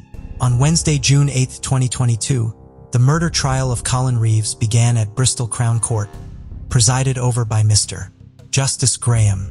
On Thursday, June 9th, the court was presented evidence from neighbors who had lived on the street and were some of the first on the scene. Their statements were either played as recorded video interviews or read by Adam Feist QC, the prosecution barrister. They spoke with Reeves' mother, Lynn, who talked about the argument that had been ongoing over the parking space, saying that Jennifer would often stare at Kaylee. "One day, Kaylee was cutting my hair in the kitchen, and she stared through the window at us, which had left Kaylee upset." She added, "There was something about her husband hitting Colin's car, and that being a hassle to sort out, but he hated the way they picked on Kaylee. He said she shouldn't be treated like that." When asked about what Colin had said that night, all she could remember him saying was, "I have to protect my family." She said he didn't appear to be himself that night. He just looked through us like we weren't there. When Lynn was questioned by the defense team, she referred to the domestic abuse that had happened in the family home during his childhood and the impact that that had had on him. Another piece of evidence played for the court were extracts of a conversation between Kaylee and Colin on the night of 21st. Kaylee could be heard saying, "There's only so many years I can take your shit." They also both talked about feeling lonely. The issue of his mental health was a huge point of contention. Dr. Lucy Bacon, a forensic psychiatrist, performed an assessment on Reeves. He told her he felt dark all the time. She told the court, "For me, that's quite an evocative description of low mood. There's no brightness, no enjoyment or happiness. Things are pretty miserable." She concluded that at the time of the killings, he had moderate depression, but was also able to function in some aspects of his life, such as going to work. Dr. Bacon said, "I would definitely say that depression is a relevant factor in Mr. Eves' actions. I wouldn't say depression caused him to do what he did, but I think if you're looking at the totality of it, having depression played a part in it. From my point of view, I don't think he met the criteria of diminished responsibility. But that's my point of view, and that's a decision for the jury." When he was booked into the police station, he had given his rank and service number. Dr. Bacon said this suggested he had regressed to his training. It's possible that he had already regressed somewhat and had gone into army mode during the killings. I think he has experienced dissociative amnesia. In periods of extreme emotion, the mind can lose all memory. You see it most commonly in people who have committed serious offenses. She also said that he had displayed symptoms that were consistent with acute post-traumatic stress disorder. He reported that being in crowds had made him anxious, but said he did not appear to be hypervigilant, which is a symptom often seen in soldiers suffering with post-traumatic stress disorder, where they feel constantly under threat. She said, "For me, there wasn't evidence of complex PTSD in Mr. Reeves. I think childhood trauma had an effect on Mr. Reeves, both as a child and as an adult. But I don't think it led to complex PTSD. It is a serious condition, and we would be seeing someone who has had problems all their life like hypervigilance, and this would cause serious problems in their ability to function." Whether or not Colin Reeves had complex PTSD was debated. Dr. Karen Goff spent 3 hours interviewing Reeves at Exeter Prison. It was her opinion that he had complex post-traumatic stress disorder, caused by a combination of the abuse he had experienced in his childhood, flashbacks to a serious road traffic collision he had witnessed while in training, and his time in Afghanistan. She said that his complex PTSD, anxiety, and depression had played a significant part in his actions. Dr. Goff said he presented signs of nightmares, hypervigilance, flashbacks, and avoidance. She said that she believed on the night of the killings, he had dissociated, forcing his brain to shut down. On the 4th day of his trial, it was now time for Colin Reeves to address the court. He said, "I feel ashamed, disgusted with myself for what I have done, for the pain and suffering I have caused. Those 2 boys will never see their mom and dad again, because of me. I cannot understand why I did it. White light was a trigger for me when I was a soldier. When a light goes on or somebody sets off a flare, when that white light goes up, something is going to happen. I had a feeling like it was me or them. I know it was wrong. I should never have been there." He said he found it difficult to talk about his mental health, and that in the previous weeks he and Kaylee had been snapping at each other and not getting along. He told the court that he drank heavily and often after returning from Afghanistan, and admitted that he had been violent with his wife. He said, "Little minor things result in an argument, and yes, I hit her." He said that he had lost his memory, from when he was sat crying on the stairs, with the ceremonial dagger still in its frame, to when he was back in his house, and in the living room with Kaylee screaming. But he did say he could remember the handle to the chapel's back door going down. Dr.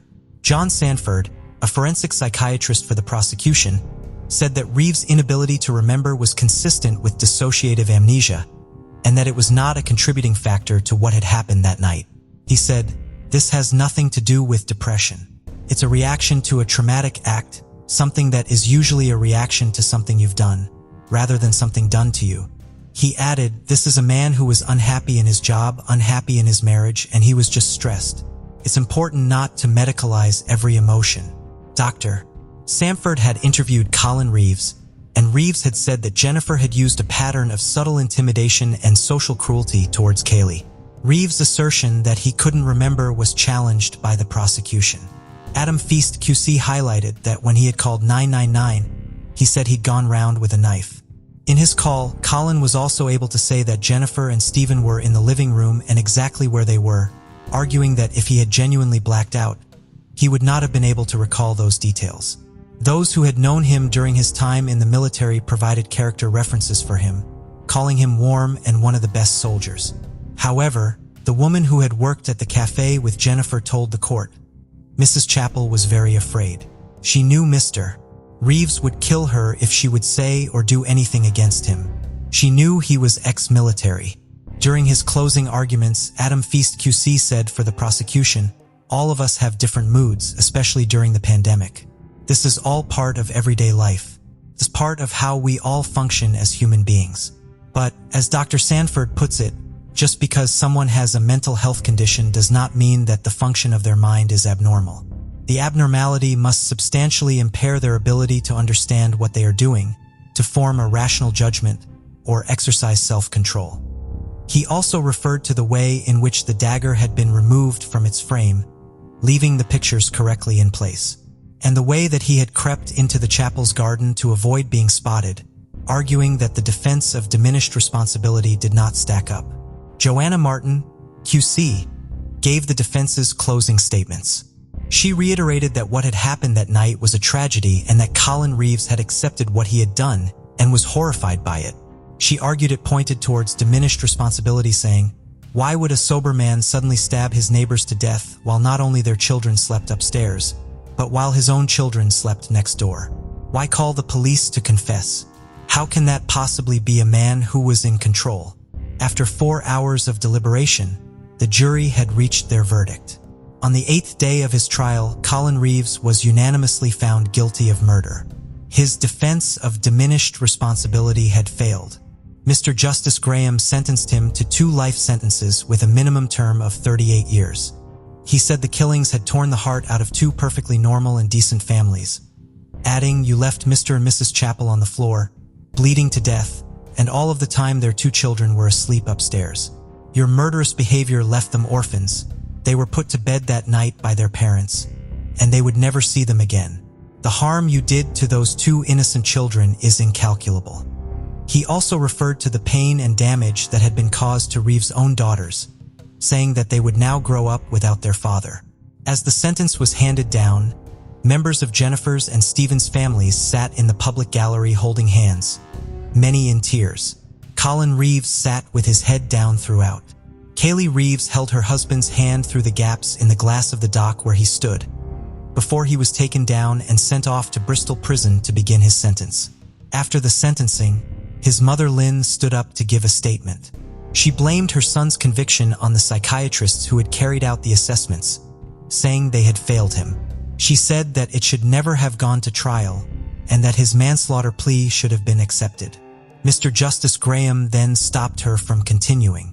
Detective Inspector Neil Mead gave a statement on behalf of the family. "No verdict will bring back our beautiful Jennifer and Stephen. If anything, this past 10 days prolonged us finding out how Jennifer and Stephen spent their final moments. We will now focus on Stephen and Jennifer's beautiful boys, help them to live the life that Jennifer and Stephen would have wanted for them." On July 7, 2022, it was reported that Colin's mother, Lynn Reeves, had lodged a petition to have his sentence reduced, saying he had been let down by both the Army and the mental health services. She told the County Gazette, "We can't condone that Jennifer and Stephen Chappell lost their lives on that night. Their 2 boys left without parents. The suffering their families and friends are dealing with. What happened shouldn't have happened. We all agree that, but it wasn't Colin. It was so out of character. Colin accepts he should be punished for his actions, though it was something his mental state made him do. Not the Colin we know and love. He'd never have done anything like that. He thought they were the enemy and he was on an operation and needed to do his job. He's expressed regret and can't believe he did it. It was something his mental state made him do." The following day, July 8th, it was reported that the Attorney General, Sala Braverman, was asked to review his sentence, as it was argued it was unduly lenient. On August 11th, Sala Braverman ruled his sentence was not too lenient. A statement said, "After careful consideration, the Solicitor General has concluded that this case cannot properly be referred to the Court of Appeal. The threshold is a high one, and the test was not met in this case. For the families of Stephen and Jennifer, the pain and sorrow is immeasurable." And Clayton, Jennifer's mother, said, "As a grandparent, to know that your grandsons are now growing up without the 2 most important people in their lives creates such a rage and an anger that it is like a fire in my stomach. Jennifer lived for her children. She loved them with all her being. There was nothing she would not do for her children. Now they will never know what it feels like to hug her, snuggle her, get bedtime kisses from her again. Jennifer and Stephen will not be there for all their milestone moments. This is not right. This should not have happened. He had no right to do this to Jennifer and Stephen. His depraved, evil actions that night have left a tragic legacy that will remain with us all forever." Jennifer's sister spoke of her agony for her 2 nephews. "With their ages, the boys will most likely grow up with no memory of their parents, so they'll never really remember a time when they had parents. The two boys are now being raised by Stephen's sister Marie. She said she was devoted to keeping the memory of Jennifer and Stephen alive, ensuring both their boys would never forget how loved they were. After nearly 4 decades, authorities have identified the killer of 23-year-old college student Kathy Spacito. On June 13, 1987, Kathy set out on the Thumb Butte Trail in Prescott, Arizona. It was early, with the sun already high in the sky. She had just left the trailhead when she was viciously attacked. Though the Thumb Butte Trail was a popular hiking spot and multiple people heard her desperate screams, no one was able to reach her in time. Kathy had been found in a brutal overkilling. She'd been hit in the head with a rock, which might have been an attempt to immobilize her. She had also been beaten with a ratchet that had been left behind by the killer, shot in the face and stabbed. It had been a brazen attack. There were people around. It was daylight, and Kathy had fought back with every ounce of strength she had. People were responding to her screams and trying to find her. Years later, another woman was attacked in almost identical circumstances. This woman had been camping nearby and had decided to hike the nearby trail. She had only started the hike when she was attacked by a man with a rock in his hand. She had been sexually assaulted, but survived the attack. The time of day, location, and date have been too much to have been a coincidence. The DNA evidence was cataloged, but at that time nothing had come up, and again the case went cold. The difference was that she had frozen and complied with her attacker's demands. Once his attack was over, he ran off into the woods. For decades, Kathy's murder would stump law enforcement. Eventually, her case was handed off to a volunteer cold case unit who worked the case for 12 years. And over the years, the case was reopened, opened, examined, re-examined by new detectives. Even decades later, tips still poured in regarding the young woman who had been killed on the Thumb Butte Trail. Kathy was remembered as a vibrant young woman taken too soon. While attending Prescott College, she worked as a waitress, and she'd moved from Brooklyn, New York 2 years prior. Attention in the case was focused on the ratchet that had been used to bludgeon Kathy, as it had not just her DNA on it, but also that of her killer. His blood was able to be isolated, and it held the key to discovering who he was. Law enforcement sent the DNA off to Parabon Nanolabs, who were able to locate a female relative who had narrowed down the suspects down to 2 brothers, Scott and Brian Bennett. Scott was able to be eliminated, but his older brother Brian became the primary suspect. Brian, for some reason, went by his younger brother's name and had been relocated to Prescott a year prior to Kathy's murder. He'd originally been from Kentucky. He'd been 16 years old and a high school student when Kathy Spacito had been murdered and had not been any kind of suspect at that time. Brian would go on to have a history of violence towards women, and after Kathy's murder, he had been accused of sexual assault of 2 women. In 1994, he killed himself with the same caliber of weapon that Kathy had been shot with, a .22 caliber pistol. Law enforcement exhumed his body, and they were able to get a positive match to Kathy Spacito's murderer, as well as a sexual assault that happened years later. The announcement was made on August 25, 2023. Kathy's parents had passed by that time, but her brother was able to receive the news that Kathy's murder investigation was solved after 36 years. Bennett's DNA has now been added to Cody's, and law enforcement will be looking to see if there's any additional victims out there. They feel it is unlikely that Kathy was the only murder victim. December 20th, 1976, passersby making their way along Interstate Road 80, near the Lehigh River in Carbon County, Pennsylvania, made a harrowing discovery. Underneath the bridge lay 3 suitcases that had been thrown from the bridge above. When people drew closer, the familiar stench of decomposition permeated their nostrils, and they flagged down the nearest police officer. When officers opened the 3 suitcases, they recoiled in horror. Inside were the remains of a young woman who had been shot, strangled, and dismembered, and dumped into 3 suitcases. Her body had been heavily mutilated, and the scene was too much for even the most seasoned officer to bear. Heartbreakingly, there wasn't just 1 body found in the suitcase, but 2. The body of an unborn baby girl, believed to be at 9 months gestation, was also found. The woman also suffered sexual trauma before her life was taken. investigators determined that the baby had been removed before the body was sawn into ton pieces. On the left hand of the remains were the letters WSR with a 4 or a 5 written in pen, with a 7 or 4 underneath the right-hand side. The significance of these letters and numbers remains unknown to this day. The brutality to which this woman had been subjected made investigators' stomachs turn. Whoever had done this to her had investigators' stomachs turn. Whoever had done this to her had removed her ears, nose, and breasts in a bid to slow down the identification process. This level of brutality signaled to investigators that whoever was responsible likely knew the victim and was extremely angry with them. The case garnered statewide attention as residents were horrified to learn what had happened in their quiet community. Despite garnering wide-scale attention, no one recognized her. In the absence of a name, the woman was dubbed Beth Doe, and she and her unknown baby were buried in Pennsylvania. As the years passed, investigators continued to keep her case alive, but without any leads, it proved difficult. And with the advent of the internet, Beth Doe's case was picked up more than once, thanks to internet sleuths. In 2020, the Pennsylvania Police Department partnered with Othram Labs to perform forensic genetic genealogy on Beth Doe's remains. Beth's femur was sent to Othram, who were successful in extracting a DNA profile. From there, Othram worked with another genetic genealogy company that discovered a possible relative. This relative was contacted, and after raising the necessary funds, they submitted a DNA sample.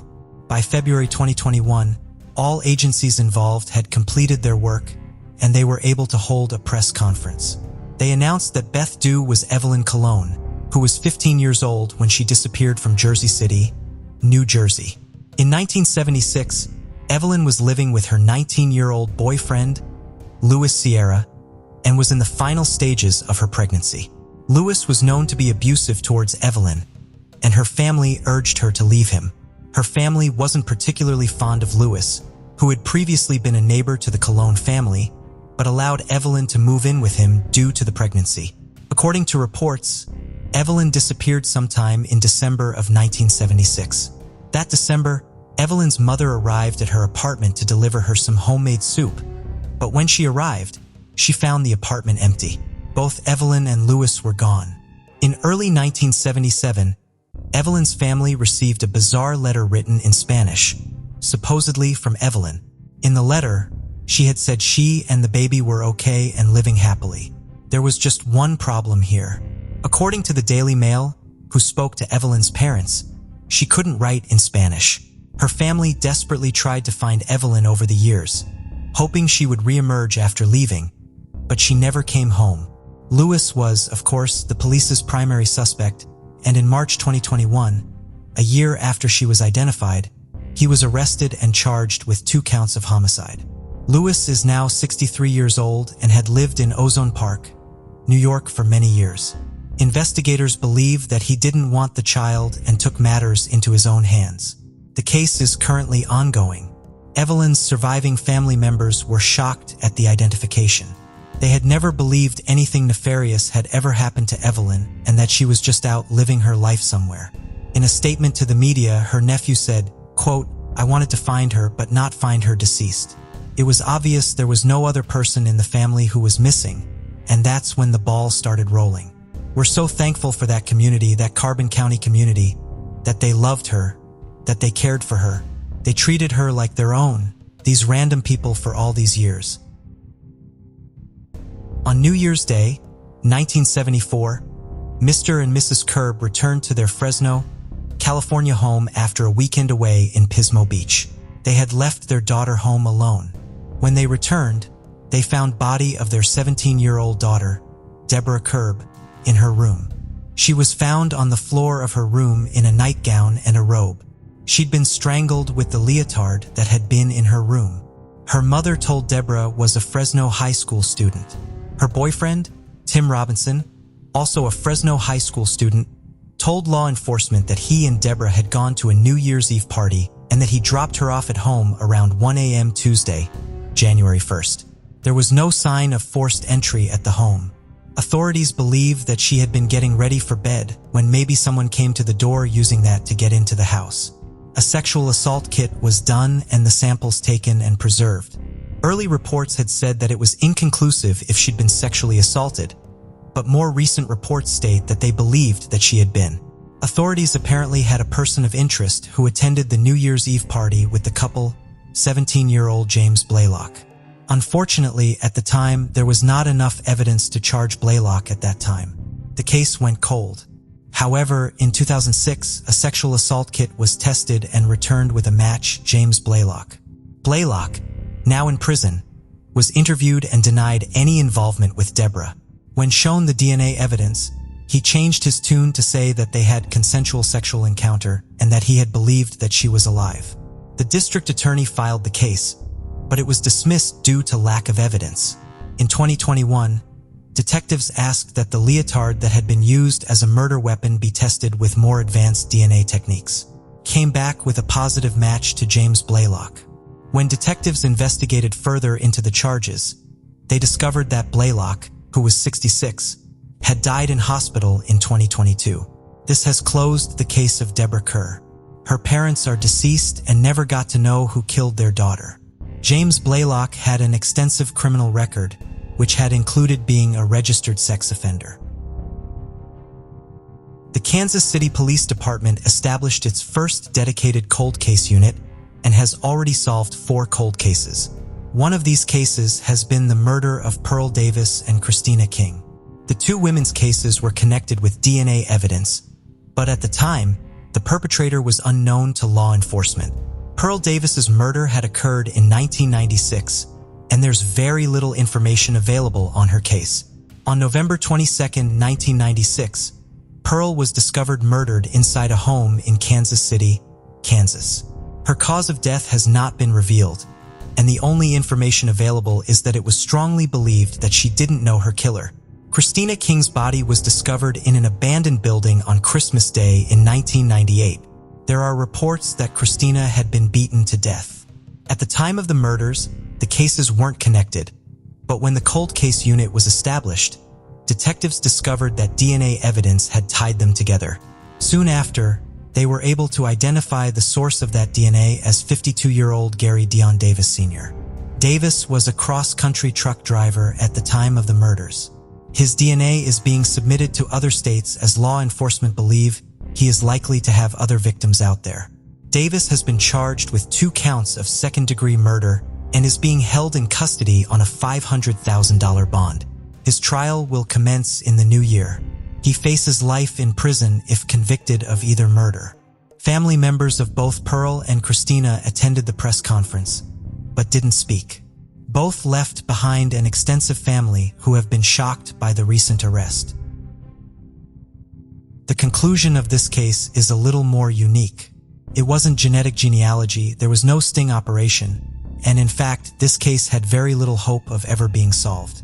However, sometimes these things just happen, but on a random August evening, the now 68-year-old John Michael Ermer walked into the Portland, Oregon FBI office and confessed to the 1979 murder of Susan Marcia Rose in Boston, Massachusetts. Susan had been 24 years old at the time of the murder and had met Irma while at a bar with friends. It had been Halloween night, and he had offered to walk her home.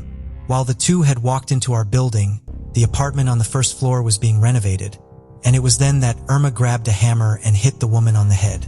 Susan had been found the following morning. Her cause of death had been blunt force trauma. She'd been sexually assaulted. There had never been a solid suspect in her murder. Irmer said that the following morning, he left Boston and moved to New York. Susan had been from a small community in Pennsylvania and had been at her family's insistence that she should go out and see more of the following the confession. Irmer's DNA was collected and tested against evidence in Susan's case, and it was determined to be a match. Irmer had already been imprisoned for another murder. He'd been in prison for 30 years for that killing, and he also confessed to another slaying in the southern U.S., but law enforcement has not been able to identify that victim. At this time, it's unclear what prompted the confession, but without it, he likely would have gotten away with murder. Irmer is being held in prison while he waits further court proceedings. He's been charged with murder and aggravated sexual assault. Since he's fully cooperating with law enforcement, it will likely be that there won't be a trial since he isn't fighting the charges. His next court appearance is unknown. In 1981, 34-year-old Sylvia Quail lived on South Ogden Street in Cherry Hills Village, Colorado, just south of Denver. Sylvia had a passion for history, particularly in researching her uncle, Wesley Quail, a renowned architect. She combined her love for architecture with her career, working as a secretary at an architectural firm. Sylvia's creativity and ambition led her to pursue multiple endeavors, including her own baking business specializing in wedding cakes. Alongside her baking, Sylvia was skilled in pottery, creating pieces that her sister still cherishes. Family was central to Sylvia's life. She was close to her parents and younger sister. Her parents' home was only about 150 feet away, and she joined them for coffee each morning. However, on August 4, 1981, Sylvia missed their daily coffee date. The last time she was heard from was the previous night, around 11 p.m., during a phone call with her sister. Just before 8 a.m. on 4th, Sylvia's father, William, went over to her home. When William arrived at the home, the storm drawer and front door were both open, and he could see inside the living room from outside. His daughter's body was immediately visible on the floor. Sylvia was lying on the floor, her spread legs facing the door. She was nude from the neck up. Her red, long-sleeved shirt had been pulled up so it covered her face from the nose up, and her arms were still entangled in the garment above her head. A white towel had been thrown over her to cover the rest of her face and her neck. William quickly called for help, but he could not do so from Sylvia's house as someone had cut the phone line inside the house, as well as pulled down the phone lines outside. William moved the towel on his daughter's face to try to cover up her body before police arrived. He told them how he originally found it, and they moved the towel back to its original position to properly document the scene. Sylvia had been sexually assaulted, stabbed, and shot. Red marks approximately the size of fingers on her neck indicated that her killer also tried to strangle her. Extensive injuries to her hands and fingers showed that Sylvia had aggressively tried to fight off her attacker. Sylvia's cause of death was ultimately ruled to have been the blood loss caused by the 3 stab wounds she had sustained, which had pierced her heart and both of her lungs. The .22 caliber gunshot to the top of her head was ruled a secondary cause of her death. A bloody knife was found a few feet away from Sylvia's body, as was a pair of underwear. A small pool of blood was found behind the home's front door, and what court documents would later describe as a significant amount of blood was found on Sylvia's pillow in her bedroom. Drops of blood were found between the bed and the bedroom door. The killer appeared to have first attempted to enter the home through Sylvia's bedroom window, a conclusion authorities arrived at based on a hole cut into the lower corner of the window screen. Evidence indicated that the killer's successful entry into the home was made through the bathroom window. The screen from that window had been removed and there was a prime mark visible at the bottom of the window. The screen was found 50 to 75 yards away from the house, tossed into tall weeds. Several items that were most likely from inside the bathroom, including a can of hairspray and 2 hair curlers, were found outside the home, underneath the bathroom window. Numerous items of evidence that would later be used to test for DNA were collected at the scene. These items included the bloody towel found covering the lower portion of Sylvia's face, the orange area rug upon which Sylvia's body had been lying, the knife, and the underwear found near her body. In addition, an internal vaginal swab and swabs from Sylvia's breasts were taken during her autopsy and preserved. In total, more than 140 pieces of evidence were collected and preserved in the case. New technologies were applied to the examination of this evidence as they were developed in the years following Sylvia's murder. In 1983, 2 years after Sylvia was killed, forensic technicians re-examined the carpet from her home with an alternative light source. When they did so, they were able to identify foreign biological evidence in the area of the rug that was close to where Sylvia's body had been found. This section of carpet was submitted to the Colorado Bureau of Investigation for testing in 1995. 5 years later, in 2000, the CBI was able to develop a male DNA sample from the carpet. However, when they uploaded the profile to the FBI's combined DNA index system, the search returned no matches.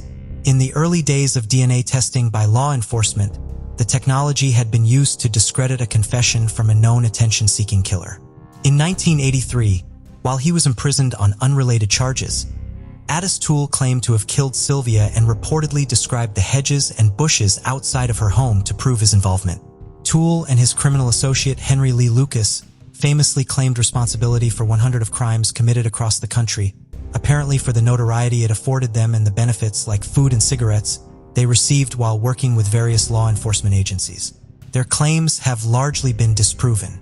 Toole was eventually charged with Sylvia's murder, but in 1993, DNA from another piece of evidence excluded him as Sylvia's killer, and the charges were dropped. Toole died while incarcerated in Florida in 1996. In January of 2020, police in Cherry Hills Village began working with United Data Connect, a Colorado-based genetic genealogy company founded by former Denver District Attorney Mitch Morrissey. Using GED Match and Family Tree DNA, two public genealogical databases, United Data Connect was able to provide police with the identity of someone who was a possible match to the DNA from the crime scene on May 26 that same year. In addition to the genealogical evidence pointing to this individual, United Data Connect was also able to provide evidence that he had been living in the city of Englewood, just to the west of Cherry Hills Village before, during, and after the time of Sylvia's murder. The potential suspect was living in Cozad, Nebraska at the time. In January of 2021, an investigator from United Data Connect traveled to Nebraska in hopes of surreptitiously collecting a sample of this individual's DNA. He retrieved 2 bags of trash from the dumpster of the apartment building where the potential suspect lived. The bags contained mail addressed to the potential suspect, indicating that he was the person who had owned the items in the bags. From the 2 bags of trash, the investigator was able to obtain 15 items that potentially had the possible suspect's DNA on them and turned them over to the district attorney's office back in Colorado. The evidence was then taken to an evidence technician with the Cherry Hills Village Police Department. The items were submitted for testing, and a male DNA profile was developed from a can of vanilla Coke found in one of the bags of trash.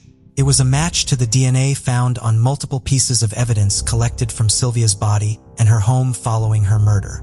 On February 10, 2021, nearly 40 years after Sylvia was murdered, 62-year-old David Dwayne Anderson was arrested in Nebraska and charged with 2 counts of first-degree murder in connection to Sylvia's case. One count alleged that Sylvia was killed after deliberation, and the other alleged that she was killed during the commission of another felony. Anderson had been just 22 years old at the time of the murder. While he had never been arrested for violent crimes, he did have a criminal record. Between 1981 and 1986, he was arrested on 8 separate occasions for committing commercial and residential burglaries. During one of the residential burglaries, he had entered the home by discarding the screen to a bedroom window. Anderson agreed to an interview with investigators, during which he denied knowing Sylvia Quail and stated that he did not know how his DNA ended up in her home. Anderson's first trial began in March of 2022. During opening statements, Anderson's defense team argued that he and Sylvia had consensual sex, explaining the presence of his semen on so many of the pieces of evidence from the scene. His DNA had been found in the swab taken from Sylvia's breast and in the semen found in her vaginal swab, on the carpet near her body, and on the towel, which also contained Sylvia's blood that had been left on her face. The defense also suggested that the real killer was an abusive boyfriend of Sylvia's who had raped and beaten her several years before her murder. She had told her family at that time that if anything happened to her, he was responsible. Anderson's lawyers claimed that police had not taken the boyfriend seriously as a suspect despite being told about him by a member of Sylvia's family. Sylvia had dated this man on and off for years, and they had begun seeing each other again several months before she was killed. The boyfriend's DNA was reportedly eventually found on a knife found in Sylvia's home, but not on the bloody knife found near her body. All of the foreign DNA samples found on or near Sylvia's body belonged to Anderson. There was no commingling of Anderson's DNA with any other individual aside from Sylvia, whose blood was found on the towel that also contained Anderson's semen. After 5 days of deliberation, the jury announced that they could not reach a unanimous verdict, leading the presiding judge to declare a mistrial. A new trial was held just months later, in June of 2022. On June 30th, 2022, a jury found Anderson guilty of both counts of first-degree murder. Anderson is scheduled to be sentenced on August 4th. While current Colorado state law does not allow for parole following a conviction for first-degree murder, Anderson has to be sentenced under the guidelines in place at the time of the murder, meaning that even if he receives a life sentence, he will be eligible for parole after 20 years. Sylvia's parents did not live to see their daughter's killer identified and convicted. William Quail passed away in 1999, and Mary Quail passed away a decade later. Sylvia's sister and brother-in-law were able to finally learn who had taken Sylvia away from them more than 4 decades earlier. Following Anderson's conviction, District Attorney John Kellner stated, "This verdict should give hope to all those who are still waiting for justice. And for any killer who still thinks they got away, know that we are still coming for you." Thank you for joining us on this journey into the depths of unsolved mysteries. Cold cases not only challenge our understanding of the past, but also ignite our curiosity and determination for answers. Remember to subscribe to stay updated on our latest investigations. And if you have any information regarding the cases we've covered, don't hesitate to reach out. Together, we can shed light on the shadows of the past and bring closure to those who seek it. Until next time, stay vigilant, stay curious, and never stop seeking the truth.